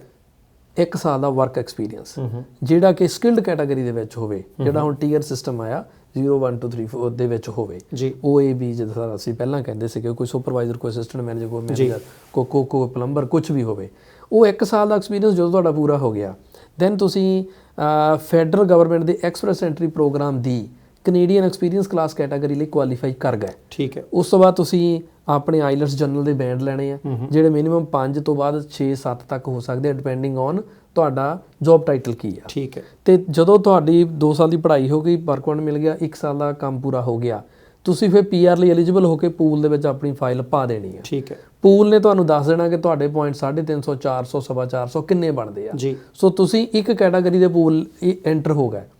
ਹੁਣ ਇਹ ਆ ਕਿ ਹੁਣ ਜਿਸ ਤਰ੍ਹਾਂ ਦੁਨੀਆ ਦਾ ਵਾਧਾ ਹੋ ਚੁੱਕਾ ਹੈ, ਗਵਰਨਮੈਂਟ ਇੱਕ ਪਾਸੇ ਕਹਿੰਦੀ ਆ ਕਿ ਅਸੀਂ 1.5 ਬਿਲੀਅਨ ਲੋਕ ਪੱਕੇ ਕਰਨੇ ਆ, ਮੇਰੇ ਤਾਂ ਉਹ 1.5 ਬਿਲੀਅਨ ਸਾਰੇ ਸਟੂਡੈਂਟ ਥੋੜੋ ਆ। ਬਿਲਕੁਲ ਠੀਕ ਹੈ। ਸੋ ਇਸ ਵੇਲੇ ਉਹ ਪਾੜਾ ਬਹੁਤ ਵੱਧ ਚੁੱਕਾ ਆ। ਪੱਕੇ ਹੋਣ ਲਈ ਸਟੂਡੈਂਟਸ ਨੂੰ ਜਿੰਨੀਆਂ ਸਮੱਸਿਆਵਾਂ ਆ ਰਹੀਆਂ ਆ, ਸਾਡੀ ਤਾਂ ਅਰਦਾਸ ਹੀ ਆ ਵੀ ਕੋਈ ਪ੍ਰੋਗਰਾਮ ਆ ਜਾਵੇ ਤੇ ਇਹਨਾਂ ਦੀ ਜਾਨ ਛੁੱਟੇ ਜੀ। ਪਰ ਪਤਾ ਨਹੀਂ ਹਲੇ ਗਵਰਨਮੈਂਟ ਨੇ ਕੀ ਸੋਚਿਆ। ਸੋ 3 ਸਟੈਪ ਹੋ ਗਿਆ ਜੀ। ਸੋ ਉਹਨੂੰ 1 ਸਾਲ ਦਾ ਵਰਕ ਐਕਸਪੀਰੀਅੰਸ ਦੀ ਜ਼ਰੂਰਤ ਆ ਫੈਡਰਲ ਪ੍ਰੋਗਰਾਮ ਦੇ ਵਿੱਚ। ਠੀਕ ਹੈ। ਬਾਕੀ ਜਿਹੜੇ ਪ੍ਰੋਵਿੰਸ਼ੀਅਲ ਪ੍ਰੋਗਰਾਮ ਹੈ, ਜਿੱਦਾਂ BC ਦਾ ਆਪਣਾ ਪ੍ਰੋਗਰਾਮ ਹੈ, ਹਰ ਸਟੇਟ ਦਾ ਆਪਣਾ ਆ, ਉਹ ਉਸ ਸਟੇਟ ਦੀਆਂ ਆਪਣੀਆਂ ਰਿਕੁਆਇਰਮੈਂਟ ਹੈ। ਕਿਤੇ 6 ਮਹੀਨੇ ਕੰਮ ਕਰਕੇ, ਕਿਤੇ ਸਾਲ ਕੰਮ ਕਰਕੇ ਤੁਸੀਂ ਉਸ ਸਟੇਟ ਦੇ ਪ੍ਰੋਗਰਾਮ ਦੇ ਵਿੱਚ ਦੀ ਅਪਰੂਵ ਹੋ ਕੇ ਵੀ ਪੱਕੇ ਹੋਣ ਦਾ ਸੈਕੰਡ ਰੂਟ ਲੈ ਸਕਦੇ ਆ। ਅੱਛਾ ਕਲੀਅਰ ਸਾਹਿਬ, ਮੈਨੂੰ ਦੱਸਿਓ, ਕਾਗਜ਼ ਪੱਤਰ ਨਾ ਬੜੀ ਇੰਪੋਰਟੈਂਟ ਭੂਮਿਕਾ ਨਿਭਾਉਂਦੇ ਹੁੰਦੇ ਆ। ਸਟੂਡੈਂਟ ਨੇ ਟੈਕਸ ਵੀ ਭਰਨਾ ਹੁੰਦਾ, ਕਿਉਂਕਿ ਜਦੋਂ ਮੈਂ ਤੁਹਾਡੇ ਕੋਲੇ ਆਉਣਾ ਹੁੰਦਾ ਤਾਂ heritage immigration and income tax ਤੁਸੀਂ ਲਿਖਿਆ ਹੁੰਦਾ ਕਿ ਭਾਈ ਉਹਦਾ ਵੀ ਲਾਇਸੈਂਸ ਹੈਗਾ। ਇੱਕ ਸਟੂਡੈਂਟ ਦੇ ਲਈ ਇਕੱਲਾ ਕਲਾਸ 'ਚ ਜਾਣਾ, ਕਾਲਜ ਜਾਣਾ, ਉੱਥੇ ਫੀਸ ਦੇਣੀ, ਪੇਪਰ ਦੇਣਾ ਹੀ ਜ਼ਰੂਰੀ ਹੈ, ਜਾਂ ਉਹਨੂੰ ਕੋਈ ਹੋਰ ਕਾਗਜ਼ ਪੱਤਰ ਜਾਣੀ ਕੰਮ ਕਿਤੇ ਕੀਤਾ, ਟੈਕਸ ਟੁਕਸ ਵੀ ਭਰਨਾ ਪੈਂਦਾ, ਕਿਤੇ ਮਿਹਨਤ ਰਖਾਉਂਦੀਆਂ ਉਹ ਚੀਜ਼ਾਂ? ਬੜਾ ਇੰਪੋਰਟੈਂਟ ਸਵਾਲ ਹੈ ਜੀ। ਉਹ ਸਵਾਲ ਇਸ ਕਰਕੇ ਇੰਪੋਰਟੈਂਟ ਨਹੀਂ ਕਿ ਅਸੀਂ ਅਕਾਊਂਟੈਂਟ ਵੀ ਹੈਗੇ ਆ, ਉਹ ਸਵਾਲ ਇਸ ਕਰਕੇ ਇੰਪੋਰਟੈਂਟ ਆ ਕਿ ਤੁਸੀਂ ਜਿੱਦਾਂ ਹੁਣ ਗੱਲ ਕੀਤੀ, ਜਦੋਂ ਸਟੂਡੈਂਟ ਵਰਕ ਪਰਮਿਟ ਤੇ ਚਲੇ ਗਿਆ ਜੀ, ਤਾਂ ਉਹਨੇ ਜਦੋਂ ਆਪਾਂ ਆਪਣਾ ਵਰਕ ਐਕਸਪੀਰੀਅੰਸ ਦਾ ਪ੍ਰੂਫ ਗਵਰਨਮੈਂਟ ਨੂੰ ਸਬਮਿਟ ਕਰਨਾ ਆ ਤਾਂ ਉਹਦੇ ਡਾਕੂਮੈਂਟ ਦੇਣੇ ਪੈਣਗੇ। ਉਹਦੇ ਵਿੱਚ ਇੱਕ ਤਾਂ ਉਹਦੀ ਐਕਸਪੀਰੀਅੰਸ ਲੈਟਰ ਹੋ ਜਾਏਗੀ, ਪਰ ਉਹ ਐਕਸਪੀਰੀਅੰਸ ਲੈਟਰ ਹੀ ਇਨਫ ਨਹੀਂ ਹੈਗੀ। ਉਹਨੂੰ ਉਹਦੀਆਂ T4 slips, notice of assessment and pay slips, and ਹੁਣ ਸਾਡਾ ਕੰਬੀਨੇਸ਼ਨ ਦੋਨਾਂ ਦਾ ਇਕੱਠਾ ਹੋਣ ਕਰਕੇ ਸਾਨੂੰ ਉਹਨਾਂ ਦੀਆਂ ਪੇ ਸਲਿਪਸ ਦੇ ਵਿੱਚ ਅਗਰ ਕੋਈ ਗੜਬੜੀ ਦਿਸਦੀ ਆ ਉਹ ਅਸੀਂ ਉਹਨੂੰ ਕਰੈਕਟ ਕਰਵਾ ਦਿੰਦੇ ਆ। ਅਗਰ T4 'ਚ ਕੋਈ ਗੜਬੜੀ ਆ ਕਰੈਕਟ ਕਰਵਾ ਦਿੰਦੇ ਆ। ਠੀਕ ਹੈ। ਨੋਟਿਸ ਆਫ ਅਸੈਸਮੈਂਟ 'ਚ ਵੀ ਗੜਬੜੀ ਹੋਵੇ ਬੇਸਡ ਔਨ ਦਾ T4 ਜੋ ਫਾਈਲ ਕੀਤੀ ਆ ਉਹਨੂੰ ਕਰੈਕਟ ਕਰਵਾ ਦਿੰਦੇ ਆ ਜੀ। ਤੇ ਇਸ ਕਰਕੇ ਟੈਕਸ ਫਾਈਲ ਕਰਨਾ ਵਾਕਈ ਜ਼ਰੂਰੀ ਆ ਜੀ। ਉਹ ਉਹਨਾਂ ਦੀ PR ਲਈ ਵੀ ਸਪੋਰਟਿੰਗ ਡਾਕੂਮੈਂਟ ਦੇ ਕੰਮ ਕਰਦੇ ਆ, ਪਲੱਸ ਉਹਨਾਂ ਨੂੰ ਜਿਹੜਾ ਫੀਸ ਇੰਨੀ ਦਿੱਤੀ ਹੋਈ ਆ ਜੀ, ਹਰ ਸਾਲ ਉਹਨਾਂ ਨੇ 1-2 ਸਾਲ ਫੀਸਾਂ ਦਿੱਤੀਆਂ, ਉਹਦੇ ਕ੍ਰੈਡਿਟਸ ਉਹਨਾਂ ਨੂੰ ਕਲੇਮ ਕਰਕੇ ਰਿਫੰਡ ਵੱਧਦਾ ਉਹਨਾਂ ਨੂੰ, ਕੁਝ ਵਾਪਸੀ ਮਿਲਦੀ ਹੈ, ਜ਼ਿਆਦਾ ਵਾਪਸੀ ਮਿਲਦੀ ਆ। ਠੀਕ ਹੈ ਜੀ। ਸਾਲ ਬਾਅਦ ਜਦੋਂ ਵਿਦਿਆਰਥੀਆਂ ਦਾ ਸਾਲ ਕੁ ਬਾਅਦ ਭਰੇ ਟੈਕਸ, ਜਾਂ ਕਿਹੜੇ ਮਹੀਨੇ ਕੋਈ? ਹਰ ਇੱਕ ਵਾਸਤੇ ਟੈਕਸ ਫਾਈਲ ਕਰਨ ਦਾ ਟਾਈਮ ਇੱਕੋ ਹੀ ਆ ਪੂਰੇ ਕੈਨੇਡੀਅਨਸ ਲਈ। ਜੀ। ਆਲਮੋਸਟ ਕਈ ਵਾਰੀ 24-25 ਫਰਵਰੀ ਨੂੰ ਟੈਕਸ ਭਰਨਾ ਸ਼ੁਰੂ ਹੋ ਜਾਂਦਾ ਤੇ ਲਾਸਟ ਡੇਟ ਇਹਦੀ ਨਾਰਮਲੀ April 30 ਹੁੰਦੀ ਹੈ। ਯਾਨੀ ਮਾਰਚ 'ਚ ਆ ਜਾਣ। ਮਾਰਚ 1 ਤੋਂ ਲੈ ਕੇ ਅਪ੍ਰੈਲ 30 2 ਮਹੀਨੇ ਦਾ ਸਮਾਂ ਆ। ਜੀ। ਕਿਸੇ ਵੀ ਅਕਾਊਂਟੈਂਟ ਕੋਲ ਚਲ ਜਾਣ, ਜਾ ਕੇ ਆਪਣੀਆਂ ਫੀਸਾਂ ਦਾ ਵੀ ਕਲੇਮ ਪਾਓ, ਆਪਦੀਆਂ T4 ਊਬਰ ਚਲਾਉਂਦੇ ਆ ਵਾਟਐਵਰ ਦਿਓ, ਤੁਹਾਡੇ ਰੈਕਡ ਵੀ ਬਣ ਗਏ, 4 ਪੈਸੇ ਵਾਪਸ ਵੀ ਆ ਗਏ। ਠੀਕ ਹੈ ਜੀ। ਪ੍ਰਾਈਮ ਏਸ਼ੀਆ ਟੀਵੀ ਦੇ ਪਰਿਵਾਰ ਦੇ ਮੈਂਬਰਾਂ ਨੂੰ ਮੈਂ ਇਹ ਜ਼ਰੂਰ ਦੱਸ ਦਿਆਂ ਕਿ ਸਾਡੀ ਗੱਲਬਾਤ ਹੋ ਰਹੀ ਹੈ ਜਸਵੀਰ ਸਿੰਘ ਕਲੇਰ ਸਾਹਿਬ ਦੇ ਨਾਲ। ਅੰਤਰਰਾਸ਼ਟਰੀ ਵਿਦਿਆਰਥੀ ਦੇ ਤੌਰ ਤੇ ਆਉਣਾ ਚਾਹੁੰਦੇ ਹੋ, ਆ ਚੁੱਕੇ ਹੋ, ਕੁਝ ਸਟੈਪ ਨੇ। ਜਦੋਂ ਘਰ ਬਣਾਉਂਦੇ ਆ ਨਾ, ਪਹਿਲਾਂ ਨੀਂਹ ਪੱਟੀ ਜਾਂਦੀ ਹੈ, ਫਿਰ ਨੀਂਹ ਭਰੀ ਜਾਂਦੀ ਹੈ, ਉਸ ਤੋਂ ਬਾਅਦ ਕੰਧਾਂ ਨਿਕਲਦੀਆਂ, ਫਿਰ ਚਗਾਠਾਂ ਰੱਖਦੇ ਆਪਾਂ, ਉਹਦੇ ਤੋਂ ਬਾਅਦ ਜਾ ਕੇ ਕੰਧਾਂ ਉੱਪਰ ਨੂੰ ਹੁੰਦੀਆਂ, ਤਾਂ ਫਿਰ ਲੈਂਟਰ ਪਾਉਣਾ ਹੁੰਦਾ। ਤਾਂ ਕੀ ਕਰਦੇ ਆ, ਸਾਰਿਆਂ ਨੂੰ ਪਤਾ ਹੋਣਾ, ਸ਼ਟਰਿੰਗ ਕਰਦੇ ਆ, ਫਿਰ ਜਾ ਕੇ ਕਿਤੇ ਜਾਲ ਜੂਲ ਬੰਨਣਾ, ਵੀ ਕੁਛ ਹੋਣਾ, ਫਿਰ ਕਿਤੇ ਸੀਮੈਂਟ ਰਲਾਉਣ ਵਾਲੀ ਮਸ਼ੀਨ ਆਉਂਦੀ ਹੈ। ਜੇ ਸਾਰੇ ਸਟੈਪ ਨਾ ਕਰੀਏ, ਪਹਿਲਾਂ ਕਦੇ ਵੀ ਲੈਂਟਰ ਨਹੀਂ ਪੈਂਦਾ, ਪਹਿਲਾਂ ਤਾਂ ਕੰਧਾ ਕੁੰਦਾ ਬੀਮ ਬੂਮ ਭਰਨੇ ਪੈਂਦੇ ਆ। ਇਸ ਕਰਕੇ ਭਾਈ 4-4.5 ਸਾਲ ਦਾ, 3 ਸਾਲ ਦਾ, ਇੰਨਾ ਕੁ ਲਾ ਲਓ, 3 ਤੋਂ 4.5 ਸਾਲ ਤੱਕ ਦਾ ਪ੍ਰੋਸੈਸ ਹੈ। ਉਹਦੇ ਵਿੱਚ ਆਉਂਦਿਆਂ ਹੀ ਵੱਡੇ ਰੈਸਟੋਰੈਂਟਾਂ 'ਚ ਨਹੀਂ ਜਾਣਾ, ਮਹਿੰਗੀਆਂ ਗੱਡੀਆਂ ਨਹੀਂ ਲੈਣੀਆਂ।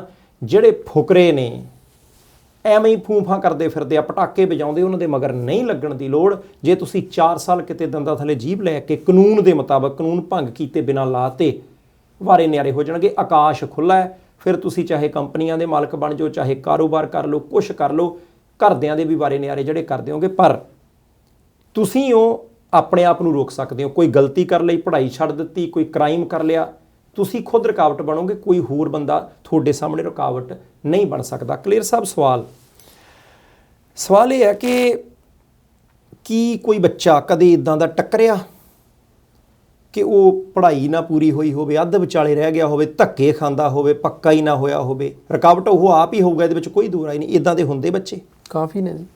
ਗਿਣਤੀ ਚੰਗੇ ਬੁਰਿਆਂ ਦੀ ਤੁਹਾਨੂੰ ਦੱਸੋ ਬਰਾਬਰ ਹੀ ਚੱਲ ਰਹੀ ਹੈ, ਚੰਗਿਆਂ ਦੀ ਸਗੋਂ ਜ਼ਿਆਦਾ ਹੈ ਉੱਦਾਂ।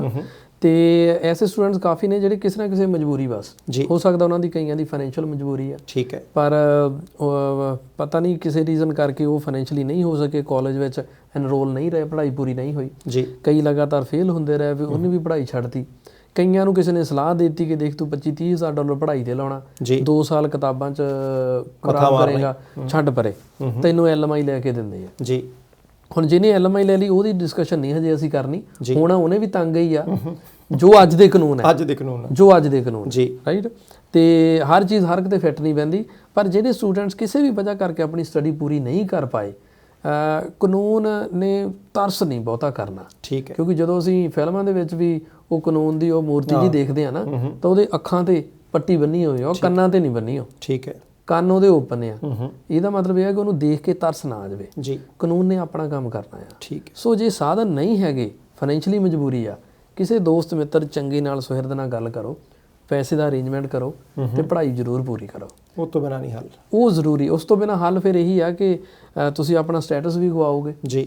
ਸਟੱਡੀ ਪਰਮਿਟ ਤੁਸੀਂ 1-2 ਸਮੈਸਟਰ 'ਚ ਆਫ ਰਹਿ ਗਏ ਹੋ ਤਾਂ ਕੱਲ੍ਹ ਨੂੰ ਕੰਟੀਨਿਊ ਕਰਨ 'ਚ ਸਮੱਸਿਆ ਆਏਗੀ, ਰੀਨਿਊ ਕਰਾਉਣ 'ਚ ਆਏਗੀ।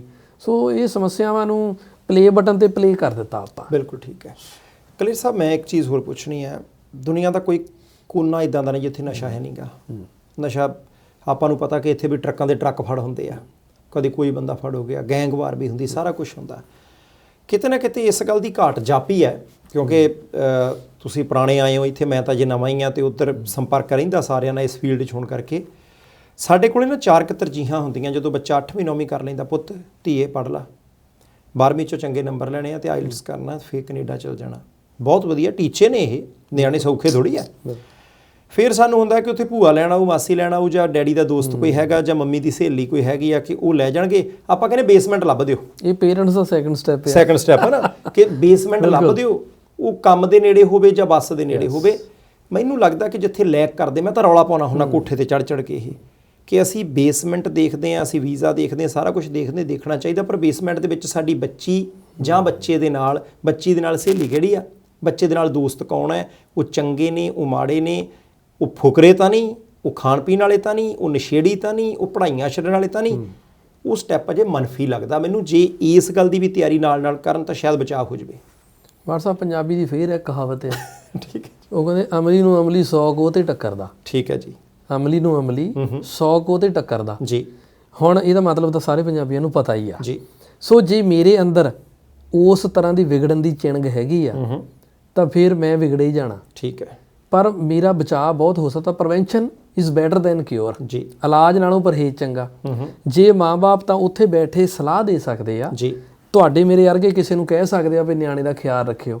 ਆਪਣੇ ਵੀ ਰੁਝੇਵੇਂ ਆ, ਆਪਾਂ ਹੋ ਸਕਦਾ ਮਹੀਨੇ 'ਚ ਇੱਕ ਵਾਰ ਉਹਨਾਂ ਨੂੰ ਵਿਜ਼ਿਟ ਕਰੀਏ 10 ਮਿੰਟ ਲਈ। ਜੀ। ਸੋ ਜਿਹੜੇ ਬੱਚੇ ਨੇ ਕੈਨੇਡਾ ਆ ਕੇ ਕਿਸੇ ਉਹ ਜੁਆਇੰਟ 'ਚ ਰਹਿ ਰਿਹਾ ਆ, ਜੀ, ਇਹ ਉਹਨੂੰ ਹੀ ਟ੍ਰੇਨਡ ਕਰਨਾ ਪੈਣਾ। ਬਿਲਕੁਲ ਠੀਕ ਹੈ। ਤੁਸੀਂ 24 ਘੰਟੇ ਉਹਦੇ CCTV ਨਹੀਂ ਬਣ ਸਕਦੇ। ਜੇ ਉਹ ਪਰਪਾਕਿਆ ਤਾਂ ਫੇਰ ਜਿੱਦਾਂ ਵੀ ਚੰਦਨ ਦੇ ਦਰਖਤ ਨਾਲ ਭਾਵੇਂ ਸੱਪ ਵੀ ਲਿਪਟੇ ਰਹਿਣ, ਡੰਗ ਮਾਰਦੇ ਰਹਿਣ, ਚੰਦਨ ਦੀ ਪਵਿੱਤਰਤਾ ਨਹੀਂ ਜਾਣੀ, ਨਾ ਖੁਸ਼ਬੂ ਜਾਣੀ ਹੈ। ਬਿਲਕੁਲ ਠੀਕ ਹੈ। ਰਾਈਟ। ਤੇ ਜੇ ਹੁਣ ਉਹਦੇ ਵਿੱਚ ਕੱਚ ਆ ਤਾਂ ਫਿਰ ਉਹ ਆਪਦੇ ਸਹੀ ਥਾਂ ਚੋਂ ਨਿਕਲ ਕੇ ਵੀ ਉਹਨੇ ਬੁਰੇ ਨੂੰ ਚਾ ਕੇ ਫੜ ਲੈਣਾ। ਸੋ ਮਾਂ-ਬਾਪ ਤਾਂ ਸਲਾਹ ਹੀ ਦੇ ਸਕਦੇ ਆ, ਬਾਕੀ ਤਾਂ ਬੱਚੇ ਨੇ ਦੇਖਣਾ ਵੀ ਜਿਹਦੇ ਨਾਲ ਮੈਂ ਰਹਿ ਰਿਹਾ ਆ ਮੈਂ ਉਹਨੂੰ ਫੋਲੋ ਕਰਨਾ ਕਿ ਨਹੀਂ ਕਰਨਾ। ਇੱਕ ਕਲੇਰ ਸਾਹਿਬ ਹੋਰ ਚੀਜ਼, ਬੱਚੇ ਨੇ ਆਣ ਕੇ ਇੱਥੇ ਬਾਕੀ ਸਾਥੀਆਂ ਰਹਿਣਾ, ਐਡਜਸਟਮੈਂਟ, ਕਿਉਂਕਿ ਕਮਰਾ ਕੱਲਿਆਂ ਨੂੰ ਘੱਟੇ ਮਿਲਦਾ, ਨਵੇਂ ਨੂੰ ਆ ਮਹਿੰਗਾ ਵੀ ਹੁੰਦਾ। ਫਿਰ ਇਹ ਆ ਕਿ ਰੋਟੀ ਵੀ ਜਿੱਦਾਂ ਦੀ ਮਿਲ ਗਈ ਖਾਣੀ ਪੈਣੀ ਆ। ਬਿਲਕੁਲ। ਚੀਜ਼ ਕੋਈ ਦੇਖੀ ਆ ਭਾਈ ਆ ਲੈਣ ਨੂੰ ਜੀ ਕਰਦਾ, ਖਾਣ ਨੂੰ ਜੀ ਕਰਦਾ, ਰੇਟ ਵੱਧਦਾ, ਰਹਿਣ ਦਈਏ। ਮੈਨੂੰ ਐਂ ਲੱਗਦਾ ਕਿ ਅਸੀਂ ਤਾਂ ਉੱਥੇ ਹੁਣ ਕਈ ਵਾਰੀ ਬੱਚਿਆਂ ਨੂੰ ਖੰਡ ਲੈਣ ਵੀ ਨਹੀਂ ਜਾਣ ਦਈਦਾ। ਅਸੀਂ ਚੱਕੀ ਦੇ ਉੱਤੇ ਦਾਣੇ ਲੈ ਕੇ ਕਿ ਭਈ ਆਟਾ ਬਣਾ ਕੇ ਇਹਨਾਂ ਦਾ ਲਿਆ, ਅਸੀਂ ਉਹ ਵੀ ਨਹੀਂ ਜਾਣ ਦਈਦਾ। ਸਾਨੂੰ ਲੱਗਦਾ ਕਿ ਨਹੀਂ ਤੂੰ ਪੜ੍ਹਨਾ ਹੈ। ਕੀ ਸਟਰੀਟ ਸਮਾਰਟ ਹੋਣਾ ਬੱਚੇ ਦਾ, ਦੁਨੀਆ ਨੂੰ ਦੇਖਣ ਪਰਖਣ ਦਾ ਉਹਦਾ ਨਜ਼ਰੀਆ, ਭਲੇ ਬੁਰੇ ਦੀ ਪਹਿਚਾਣ, ਕਿਉਂਕਿ ਬੱਚੀਆਂ ਨੇ ਕੰਮ 'ਤੇ ਵੀ ਜਾਣਾ, ਉੱਥੇ ਮਾੜਾ ਬੰਦਾ ਵੀ ਹੋ ਸਕਦਾ, ਚੰਗਾ ਵੀ। ਅਸੀਂ ਉਹਨਾਂ ਦੇ ਨੇੜੇ ਵੀ ਜਾਣਾ ਅਤੇ ਅਸੀਂ ਗੈਪ ਵੀ ਰੱਖਣਾ। ਕੀ ਬੱਚੇ ਦਾ ਸਟਰੀਟ ਸਮਾਰਟ ਬਣਾ ਕੇ ਭੇਜਣਾ ਜ਼ਰੂਰੀ ਹੈ ਇੱਥੇ? ਬਾਰ ਸਾਹਿਬ ਜਿਹੜੀ ਤਾਂ ਸਟਰੀਟ ਸਮਾਰਟ ਹੈਗੇ ਆ ਜੀ, ਨੈਚੁਰਲੀ ਪੇਰੈਂਟਸ ਦਾ ਉੱਥੇ ਥੋੜੀ ਜਿਹੀ ਚਿੰਤਾ ਘੱਟ ਹੁੰਦੀ ਹੈ। ਉਹਨਾਂ ਨੂੰ ਪਤਾ ਹੁੰਦਾ, ਆਪਾਂ ਨੂੰ ਪਤਾ ਜੀ ਕਿ ਸਾਡਾ ਬੱਚਾ ਕਿੰਨੇ ਕੁ ਜੋਗਾ ਆ, ਕਿੰਨਾ ਕੁ ਸਮਾਰਟ ਆ। ਕਈ ਵਾਰੀ ਅਸੀਂ ਕਹਿੰਦੇ ਹੁੰਦੇ ਆ ਯਾਰ ਆ ਸਾਡਾ ਨਿਆਣਾ ਤਾਂ ਭੌਂਦੂ ਜਿਹਾ ਹੀ ਆ ਜੀ, ਇਹਨੂੰ ਨਹੀਂ ਕੱਖ ਵੀ ਪਤਾ ਲੱਗਣਾ। ਤੇ ਸੋ ਇਸ ਕਰਕੇ ਜਿਹੜਾ ਸਟਰੀਟ ਸਮਾਰਟ ਹੈ ਉਹ ਚੰਗੇ ਬੁਰੇ ਦੀ ਪਛਾਣ ਕਰ ਸਕਦਾ ਆ ਜੀ, ਯੈਸ ਨੋ ਕਰ ਸਕਦਾ ਆ। ਤੇ ਜਿਹੜਾ ਨਹੀਂ ਆ, ਪਰ ਇਦਾਂ ਦੇ ਅਸੀਂ ਵੀ ਦੇਖਿਆ ਜਿੱਥੇ ਅਸੀਂ ਇਹ ਦੇਖਿਆ ਕਿ ਜਿਹੜੇ ਉੱਥੋਂ ਸਟੂਡੈਂਟ ਆਏ, ਅਸੀਂ ਉਹਨਾਂ ਦੀ ਲਾਈਫ ਨੂੰ ਜਾਣਦੇ ਸੀ ਜੀ ਕਿ ਇਹਨਾਂ ਨੇ ਕਦੇ ਵੀ ਕੋਈ ਕੰਮ ਘਰ ਦਾ ਜਾਂ ਘਰੋਂ ਬਾਹਰ ਨਹੀਂ ਗਏ, ਪਰ ਜਦੋਂ ਇੱਥੇ ਆਏ ਆ ਦੇ ਆਰ ਇਕੁਅਲੀ ਸਕਸੈਸਫੁਲ। ਬਿਲਕੁਲ ਠੀਕ ਹੈ। ਇੱਥੇ ਆ ਕੇ ਉਹਨਾਂ ਦਾ ਜੋ ਐਕਸਪੋਜ਼ਰ ਹੋਇਆ, ਜਿਸ ਤਰੀਕੇ ਨਾਲ ਉਹਨੇ ਆਪਦੀਆਂ ਰਾਹਾਂ ਨੂੰ ਤੈਅ ਕੀਤਾ, ਉਹ ਵੀ ਕਾਬਲੇ ਤਾਰੀਫ ਆ। ਤੇ ਜਿਹੜੇ ਜ਼ਿਆਦਾ ਸਟਰੀਟ ਸਮਾਰਟ ਸੀ, ਕਈ ਵਾਰੀ ਉਹ ਸਟਰੀਟ ਸਮਾਰਟੀ ਜੀ ਰਹਿ ਗਏ, ਉਹ 'ਚ ਵੀ ਰਹਿ ਗਿਆ। ਠੀਕ ਹੈ, ਮੈਨੂੰ ਸਾਰਾ ਤਾਰੂ ਹੀ ਡੁੱਬਦਾ। ਬਿਲਕੁਲ ਠੀਕ। ਸੋ ਇਸ ਕਰਕੇ ਸਟਰੀਟ ਸਮਾਰਟ ਹੋਣਾ ਬਹੁਤ ਚੰਗੀ ਗੱਲ ਆ, but go slow. When you go slow you C more things. ਤਾਂ ਸਟਰੀਟ ਸਮਾਰਟ ਹੋਣਾ ਬਹੁਤ ਜ਼ਿਆਦਾ ਇੱਕ ਐਡਡ ਬੈਨੀਫਿਟ ਆ। ਪਰ ਜਿਹੜੇ ਨਹੀਂ ਵੀ ਹੈਗੇ ਉਹ ਲਰਨ ਕਰ ਸਕਦੇ, ਕਿਉਂਕਿ ਕੈਨੇਡਾ ਦੇ ਵਿੱਚ ਜਦੋਂ ਤੁਸੀਂ ਸਟੱਡੀ ਵੀਜ਼ੇ 'ਤੇ ਆ ਰਹੇ ਆ ਤਾਂ ਤੁਹਾਨੂੰ ਗਵਰਨਮੈਂਟ ਨੇ ਛਾਣਨਾ ਲਾਇਆ ਜੀ। ਉਹਨਾਂ ਨੇ ਛਾਣਨਾ ਬਰੀਕ ਲਾ ਕੇ ਉਹੀ ਚੂਜ਼ ਕੀਤੇ ਆ ਜਿਹੜੇ ਪੜ੍ਹਾਈ ਦੇ ਵਿੱਚ ਵੀ ਅਵਲ ਸੀਗੇ ਜੀ, ਜਿਹੜੇ ਅੰਗਰੇਜ਼ੀ 'ਚ ਵੀ ਅਵਲ ਸੀਗੇ। ਇਹਦਾ ਮੰਨ ਲਓ ਤੁਹਾਡਾ ਦਿਮਾਗ ਚੱਲਦਾ, ਬਿਲਕੁਲ ਠੀਕ, ਮੈਡੀਕਲ ਤੁਹਾਡਾ ਹੋਇਆ, ਤੁਸੀਂ ਤੰਦਰੁਸਤ ਵੀ ਹੈਗੇ ਆ, ਕਮਲੇ ਨਹੀਂ ਹੈਗੇ ਜੀ। ਫਿਰ ਵੀ ਇੱਥੇ ਆ ਕੇ ਜੇ ਠੋਕਰ ਖਾ ਜਾਈਏ ਤਾਂ ਫਿਰ ਆਪਦਾ ਹੀ ਕਿਤੇ ਨਾ ਕਿਤੇ ਫਾਲਟ ਹੋਣਾ। ਬਿਲਕੁਲ ਕਲੀਅਰ। ਬਾਕੀ ਸੰਗਤ ਵਿਗਾੜ ਦਿੰਦੀ ਆ, ਇਹ 'ਚ ਕੋਈ ਸ਼ੱਕ ਵਾਲੀ ਗੱਲ ਨਹੀਂ। ਸੰਗਤ ਤੋਂ ਬਚਣਾ ਚਾਹੀਦਾ। ਜਿੱਦਾਂ ਆਪਾਂ ਗੱਲ ਕੀਤੀ, prevention is better than cure ਜੀ। ਜੇ ਕਿਸੇ ਬੱਚੇ ਨੇ ਆਪਣੇ ਮਾਂ-ਬਾਪ ਨੂੰ ਸੱਦਣਾ, ਮੈਂ ਕਿਹਾ ਵੈਸੇ ਹੁਣ ਇੱਕ ਜਾਂਦੇ ਨਾ ਇੱਕ ਥੋੜਾ ਜਿਹਾ ਕਰਨੀਆਂ ਆਪਾਂ, ਇਹ ਅੱਜ ਕੱਲ ਕਨਵੋਕੇਸ਼ਨ ਦਾ ਜ਼ੋਰ ਚੱਲ ਰਿਹਾ ਆ ਵੀ ਜੇ ਮਾਂ-ਬਾਪ ਨੂੰ ਸੱਦਣਾ, ਕਿਹੜੀ ਚੀਜ਼ ਉਹਨੂੰ ਪੇਪਰ ਵਰਕ ਕਿਹੜਾ ਚਾਹੀਦਾ? ਮੰਨ ਲਓ ਤੁਹਾਡੇ ਕੋਲ ਹੀ ਉਹਨੇ ਆਉਣਾ ਵੀ ਉਹਨੂੰ ਕਾਲਜ ਤੋਂ ਵੀ ਕੁਝ ਚਾਹੀਦਾ ਜਾਂ ਕਿੰਨੇ ਕੁ ਪੇਪਰ ਚਾਹੀਦੇ ਹੁੰਦੇ ਆ? 2 ਹਿੱਸੇ ਆ ਜੀ ਸਟੂਡੈਂਟਸ ਦੇ। ਇੱਕ ਹਿੱਸਾ ਉਹ ਆ ਜਿਨ੍ਹਾਂ ਦੀਆਂ ਹੁਣ ਆਲਮੋਸਟ ਸਟੱਡੀ ਕੰਪਲੀਟ ਹੋਈਆਂ ਆ। ਪਹਿਲਾਂ ਦੱਸੋ ਜਿਹਨਾਂ ਦੀ ਨਹੀਂ ਹੋਈ। ਜਿਨ੍ਹਾਂ ਦੀ ਨਹੀਂ ਹੋਈ ਉਹਨਾਂ ਦੇ ਵਾਸਤੇ ਇਹ ਕੋਈ ਪਾਬੰਦੀ ਨਹੀਂ ਆ ਕਿ ਉਹਨਾਂ ਦਾ 1 ਸਮੈਸਟਰ ਪੂਰਾ ਹੋਇਆ ਹੋਵੇ, ਉਹਨਾਂ ਦੇ ਬੈਂਕ 'ਚ ਇੰਨੇ ਪੈਸੇ ਹੋਣ, ਕਿਉਂਕਿ ਉਹ ਤਾਂ ਖੁਦ ਡਿਪੈਂਡੈਂਟ ਆ ਮਾਂ-ਬਾਪ ਤੇ। ਮਾਂ-ਬਾਪ ਉਹਨਾਂ ਦੀ ਫੀਸ ਨੂੰ ਫੰਡਿੰਗ ਕਰ ਰਹੇ ਆ। ਸੋ ਉਹਨਾਂ ਵਾਸਤੇ ਇਹ ਜ਼ਰੂਰੀ ਨਹੀਂ ਆ ਕਿ ਤੁਸੀਂ ਇੰਨੇ ਪੈਸੇ ਦਿਖਾਓ, ਇੰਨੀ ਇਨਕਮ ਦਿਖਾਓ। ਸਿਰਫ ਉਹਨਾਂ ਵਾਸਤੇ ਇਹੀ ਡਾਕੂਮੈਂਟ ਜ਼ਰੂਰੀ ਆ ਕਿ ਉਹਨਾਂ ਦੇ ਪਾਸਪੋਰਟ ਦਾ ਫਸਟ ਕਲਾਸ ਪੇਜ, ਉਹਨਾਂ ਦਾ ਬਰਥ ਸਰਟੀਫਿਕੇਟ ਹੋ ਜਾਵੇ ਜੇ ਹੋਵੇ ਤਾਂ, ਪਲੱਸ ਉਹਨਾਂ ਦਾ ਸਟੱਡੀ ਪਰਮਿਟ, ਪਲੱਸ ਉਹਨਾਂ ਦੀ ਇੱਕ ਇਨਵੀਟੇਸ਼ਨ ਲੈਟਰ ਉਹ ਬਣਾ ਸਕਦੇ ਆ। ਉਹ ਬੇਸ਼ੱਕ ਆਪ ਟਾਈਪ ਕਰ ਲੈਣ, ਬੇਸ਼ੱਕ ਨੋਟਰੀ ਤੋਂ ਕਰਾ ਲੈਣ, ਇਸ ਤਰ੍ਹਾਂ ਦਾ ਕੋਈ ਫੰਡਾ ਕਾਲਜ ਤੋਂ ਤਾਂ ਨਹੀਂ ਕੁਝ ਲੈਣਾ ਪੈਂਦਾ? ਕਾਲਜ ਤੋਂ ਕਰੰਟ ਐਨਰੋਲਮੈਂਟ ਲੈਟਰ, ਓਕੇ, ਕਿ ਮੈਂ ਐਕਟਿਵਲੀ ਉੱਥੇ ਪੜ੍ਹ ਰਿਹਾ ਆ। ਠੀਕ ਹੈ। ਇਹ ਡਾਕੂਮੈਂਟ ਲਾ ਕੇ ਉਹ ਮਾਂ-ਬਾਪ ਨੂੰ ਭੇਜ ਦੇਣ, ਉਧਰੋਂ ਆਪਣਾ ਵੀਜ਼ਾ ਟਰਾਈ ਕਰ ਲੈਣ। ਲੱਗਣਾ ਨਹੀਂ ਲੱਗਣਾ ਇਹ 50-50 ਆ। ਕੋਈ ਡਾਕੂਮੈਂਟ ਹਜੇ ਤੱਕ ਇਦਾਂ ਦਾ ਨਹੀਂ ਬਣਿਆ ਜਿਹੜਾ ਸਾਡੇ ਕੋਲ ਜਾਂ ਕਿਸੇ ਦੇ ਕੋਲ ਹੋਵੇ ਤੇ ਉਹਨਾਂ 99 ਜਾਂ 100% ਇਹ ਗਰੰਟਡ ਹੋ ਜਾਵੇ। ਬਿਲਕੁਲ ਠੀਕ। ਦੂਜਾ ਪੂਰ ਆ ਗਿਆ ਫਿਰ ਜਿਨ੍ਹਾਂ ਦੀ ਹੁਣ ਪੜ੍ਹਾਈਆਂ ਪੂਰੀਆਂ ਹੋ ਗਈਆਂ, ਹਰ ਇੱਕ ਬੱਚੇ ਨੂੰ ਚਾਅ ਆ ਤੇ ਪ੍ਰਮਾਤਮਾ ਕਰੇ ਸਾਰਿਆਂ ਦੇ ਮਾਂ-ਬਾਪ ਆਉਣ ਜੀ, ਸਾਰੇ ਜਿੱਦਾਂ ਸਾਨੂੰ ਚਾਅ ਸੀ ਉਦਾਂ ਹੀ ਉਹਨਾਂ ਨੂੰ ਜੀ। ਹੁਣ ਕਨਵੋਕੇਸ਼ਨ ਦੇ ਵਿੱਚ ਕਿਸੇ ਦੀ ਜੂਨ ਜੁਲਾਈ 'ਚ ਕਨਵੋਕੇਸ਼ਨ ਹੈ, ਕਿਸੇ ਦੀ ਮਈ ਦੇ ਵਿੱਚ ਆ। ਉਹ ਆਪਣੇ ਮਾਂ-ਬਾਪ ਭੈਣਾਂ ਭਰਾਵਾਂ ਦਾ ਟਰਾਈ ਕਰਨਾ ਚਾਹੁੰਦੇ ਆ। ਦੇਖੋ ਕਨਵੋਕੇਸ਼ਨ ਕੋਈ ਵੱਖਰੀ ਕੈਟਾਗਰੀ ਗਵਰਨਮੈਂਟ ਵੱਲੋਂ ਨਹੀਂ ਬਣਾਈ ਗਈ ਜੀ। ਜਿੱਦਾਂ ਸੁਪਰ ਵੀਜ਼ਾ ਕਿ ਵੱਖਰੀ ਕੈਟਾਗਰੀ ਆ, ਉਹ PR ਤੇ ਸਿਟੀਜ਼ਨ ਹੀ ਆਪਣੇ ਮਾਂ-ਬਾਪ ਦਾ ਅਪਲਾਈ ਕਰ ਸਕਦੇ ਆ। ਜਿਹੜੀ ਹੈ ਕਿ ਆਮ ਵਿਜ਼ਿਟਰ ਵੀਜ਼ਾ, ਉਹਦੇ ਵਿੱਚ ਚਾਹੇ ਕਿਸੇ ਦੇ ਅਖੰਡ ਪਾਠ ਆ, ਕਿਸੇ ਦੇ ਵਿਆਹ ਆ, ਕਿਸੇ ਦਾ ਕੋਈ ਢਿੱਲਾ ਮੱਸਾ ਆ, ਕਿਸੇ ਨੇ ਕਨਵੋਕੇਸ਼ਨ ਆ, ਕਿਸੇ ਦਾ ਕੁਝ ਵੀ ਆ, ਉਹ ਸਾਰੇ ਉਸੇ ਕੈਟਾਗਰੀ 'ਚ ਆਉਂਦੇ ਆ। ਠੀਕ ਹੈ। ਐਨ ਜਿੰਨੀਆਂ ਜ਼ਿਆਦਾ ਫਾਈਲਾਂ ਉਨਾ ਹੀ ਜ਼ਿਆਦਾ ਉਹਦਾ ਰਿਫਿਊਜ਼ਲ ਰੇਟ ਵੀ ਹੋਏਗਾ। ਠੀਕ ਹੈ। ਕਿਉਂਕਿ ਉਹਨੇ ਤਾਂ ਅਣਗਿਣਤ ਲੋਕਾਂ ਨੂੰ ਵੀਜ਼ਾ ਨਹੀਂ ਨਾ ਦੇਣਾ। ਸੋ ਇਸ ਕਰਕੇ ਇੱਕ ਕੈਟਾਗਰੀ ਉਹ ਵੀ ਹੋਇਆ। ਪਰ ਕਈਆਂ ਨੂੰ ਲੱਗਦਾ ਹੁੰਦਾ ਸ਼ਾਇਦ ਕਨਵੋਕੇਸ਼ਨ ਇੱਕ ਹੈ ਤਾਂ ਉਹਨਾਂ ਦੀ ਜ਼ਿੰਦਗੀ ਦਾ ਉਹ ਬਹੁਤ ਜ਼ਿਆਦਾ ਸਿਗਨੀਫੀਕੈਂਟ ਮੂਮੈਂਟ ਆ ਤੇ ਪ੍ਰਮਾਤਮਾ ਕਰੇ ਮਾਂ-ਬਾਪ ਉਸ ਮੂਮੈਂਟ ਦਾ ਹਿੱਸਾ ਬਣਨ। ਪਰ ਗਿਣਤੀ ਇੰਨੀ ਹੋ ਜਾਂਦੀ ਆ ਕਿ ਵੀਜ਼ੇ ਰਿਜੈਕਸ਼ਨ ਵੀ ਬਹੁਤ ਹੁੰਦੀ ਆ, ਪਰ ਉਸ ਰਿਜੈਕਸ਼ਨ ਦਾ 100% ਕੋਈ ਨੈਗੇਟਿਵ ਇੰਪੈਕਟ ਨਹੀਂ ਆ ਉਹਨਾਂ ਦੀ ਪੇਰੈਂਟਸ ਦੇ ਫਾਈਲ ਤੇ। ਠੀਕ ਹੈ। ਕਦੇ ਵੀ ਉਹਨਾਂ ਨੇ ਇਹ ਨਹੀਂ ਸੋਚਣਾ ਵੀ ਮਾਂ-ਬਾਪ ਦਾ ਵੀਜ਼ਾ ਰਿਫਿਊਜ਼ ਹੋ ਗਿਆ, ਹੁਣ ਸਾਰਾ ਬੈਨ ਹੋ ਗਿਆ। ਨਹੀਂ, ਕੋਈ ਗਲਤ ਜਾਣਕਾਰੀ ਨਾ ਦਿਓ, ਸਿੰਪਲ ਰਿਫਿਊਜ਼ਲ ਹੋਗਾ, ਕੋਈ ਨਹੀਂ, ਆਉਣ ਵਾਲੇ ਸਮਝ ਫੇਰ ਆ ਜਾਣਗੇ। ਠੀਕ ਹੈ ਜੀ। ਕਲੀਅਰ ਸਾਹਿਬ, ਤੁਸੀਂ ਜੁੜੇ, ਉਮੀਦ ਕਰਦੇ ਹਾਂ ਕਿ ਜਿਹੜੇ ਵਿਦਿਆਰਥੀਆਂ ਨੇ ਪੰਜਾਬ ਤੋਂ ਆਉਣਾ, ਜਿਹੜੇ ਤਿਆਰੀ ਖਿੱਚ ਕੇ ਬੈਠੇ ਆ, ਉਹਨਾਂ ਨੂੰ, ਉਹਨਾਂ ਦੇ ਮਾਂ-ਬਾਪ ਨੂੰ ਬਹੁਤ ਸਾਰੀਆਂ ਚੀਜ਼ਾਂ ਜਿਹੜੀਆਂ ਪਤਾ ਲੱਗੀਆਂ ਹੋਣਗੀਆਂ। ਇੱਥੇ ਵਾਲਿਆਂ ਨੂੰ ਵੀ, ਕਿਉਂਕਿ ਆਪਾਂ ਕਾਗਜ਼ ਪੱਤਰ ਸਾਰੇ ਦੱਸਿਆ ਕਿ ਸਿੱਧੇ ਪੁੱਠੇ ਕਰਕੇ ਕਿੱਦਾਂ ਰੱਖਣੇ ਆ, ਤੇ ਭਵਿੱਖ ਦੇ ਵਿੱਚ ਜੇ ਲੋੜ ਮਹਿਸੂਸ ਹੋਈ ਤਾਂ ਤੁਹਾਨੂੰ ਫਿਰ ਅਸੀਂ ਖੇਚਲ ਦੇਣੀ ਹੈ। ਬਾਠ ਸਾਹਿਬ, ਤੁਹਾਡਾ ਪ੍ਰਾਈਮ ਏਸ਼ੀਆ ਦੀ ਟੀਮ ਤੇ ਦਰਸ਼ਕਾਂ ਦਾ ਧੰਨਵਾਦ। ਸਤਿ ਸ਼੍ਰੀ ਅਕਾਲ। ਬਹੁਤ ਸ਼ੁਕਰੀਆ ਜੀ, ਮਿਹਰਬਾਨੀ।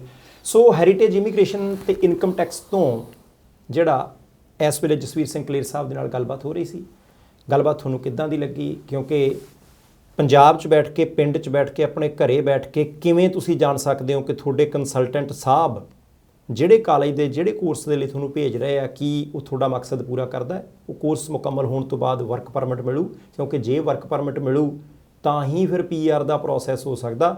ਬੀਬੀ ਪਾਪਾ ਮਗਰ ਤਾਂ ਹੀ ਆ ਸਕਦੇ ਆ, ਕਰਜ਼ਾ ਕੁਰਜ਼ਾ ਘਰ ਦਾ ਤਾਂ ਹੀ ਲਿੱਥ ਸਕਦਾ ਜੇ ਉਹ ਕੁਝ ਹੋਵੇ। ਉੱਥੋਂ ਉਹਦੇ ਤੋਂ ਬਾਅਦ ਆ ਕੇ ਇੱਥੇ ਪੜ੍ਹਾਈ ਦੇ ਵਿੱਚ ਕਿਹੜੀਆਂ ਚੀਜ਼ਾਂ ਦਾ ਖਿਆਲ ਰੱਖਣਾ, ਕਿਹਨਾਂ ਤੋਂ ਬਚਣਾ ਹੈ। ਤੇ ਪਹਿਲੇ 3-4 ਸਾਲ ਤੁਹਾਨੂੰ ਬੇਨਤੀ ਹੈ, ਤੁਹਾਡੀ ਉਮਰ ਬੜੀ ਥੋੜ੍ਹੀ ਹੁੰਦੀ ਹੈ, 18, 19, 20, 21, 22 ਸਾਲ।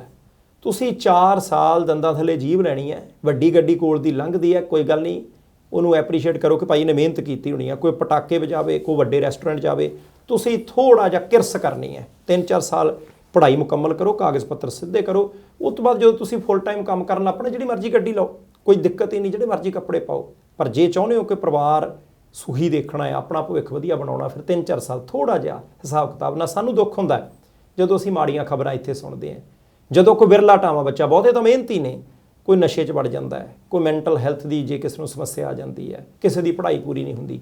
ਦੁੱਖ ਹੁੰਦਾ ਕਿ ਭਾਈ ਇੰਨੀ ਵਧੀਆ ਧਰਤੀ ਤੇ ਆ ਕੇ ਵੀ ਜੇ ਇਹਨਾਂ ਦਾ ਭਵਿੱਖ ਚੰਗਾ ਨਹੀਂ ਬਣਿਆ ਤਾਂ ਕਿਤੇ ਘਾਟ ਸਾਡੇ ਕੋਲੋਂ ਰਹਿ ਗਈ, ਮਾਂ-ਬਾਪ ਕੋਲੋਂ ਰਹਿ ਗਈ, ਜਾਂ ਉਹਨਾਂ ਕੋਲ ਰਹਿ ਗਈ, ਪਰ ਘਾਟ ਤਾਂ ਘਾਟ ਹੀ ਹੈ। ਪ੍ਰੋਗਰਾਮ ਠੀਕ ਲੱਗਿਆ, ਲਾਈਕ ਸ਼ੇਅਰ ਕਰ ਦਿਓ। ਕੋਈ ਤੁਹਾਡਾ ਸਵਾਲ ਹੋਵੇ ਕਲੀਅਰ ਸਾਹਿਬ ਤੱਕ ਤੁਸੀਂ ਟਿੱਪਣੀ ਦੇ ਰੂਪ 'ਚ ਕਰ ਸਕਦੇ ਹੋ।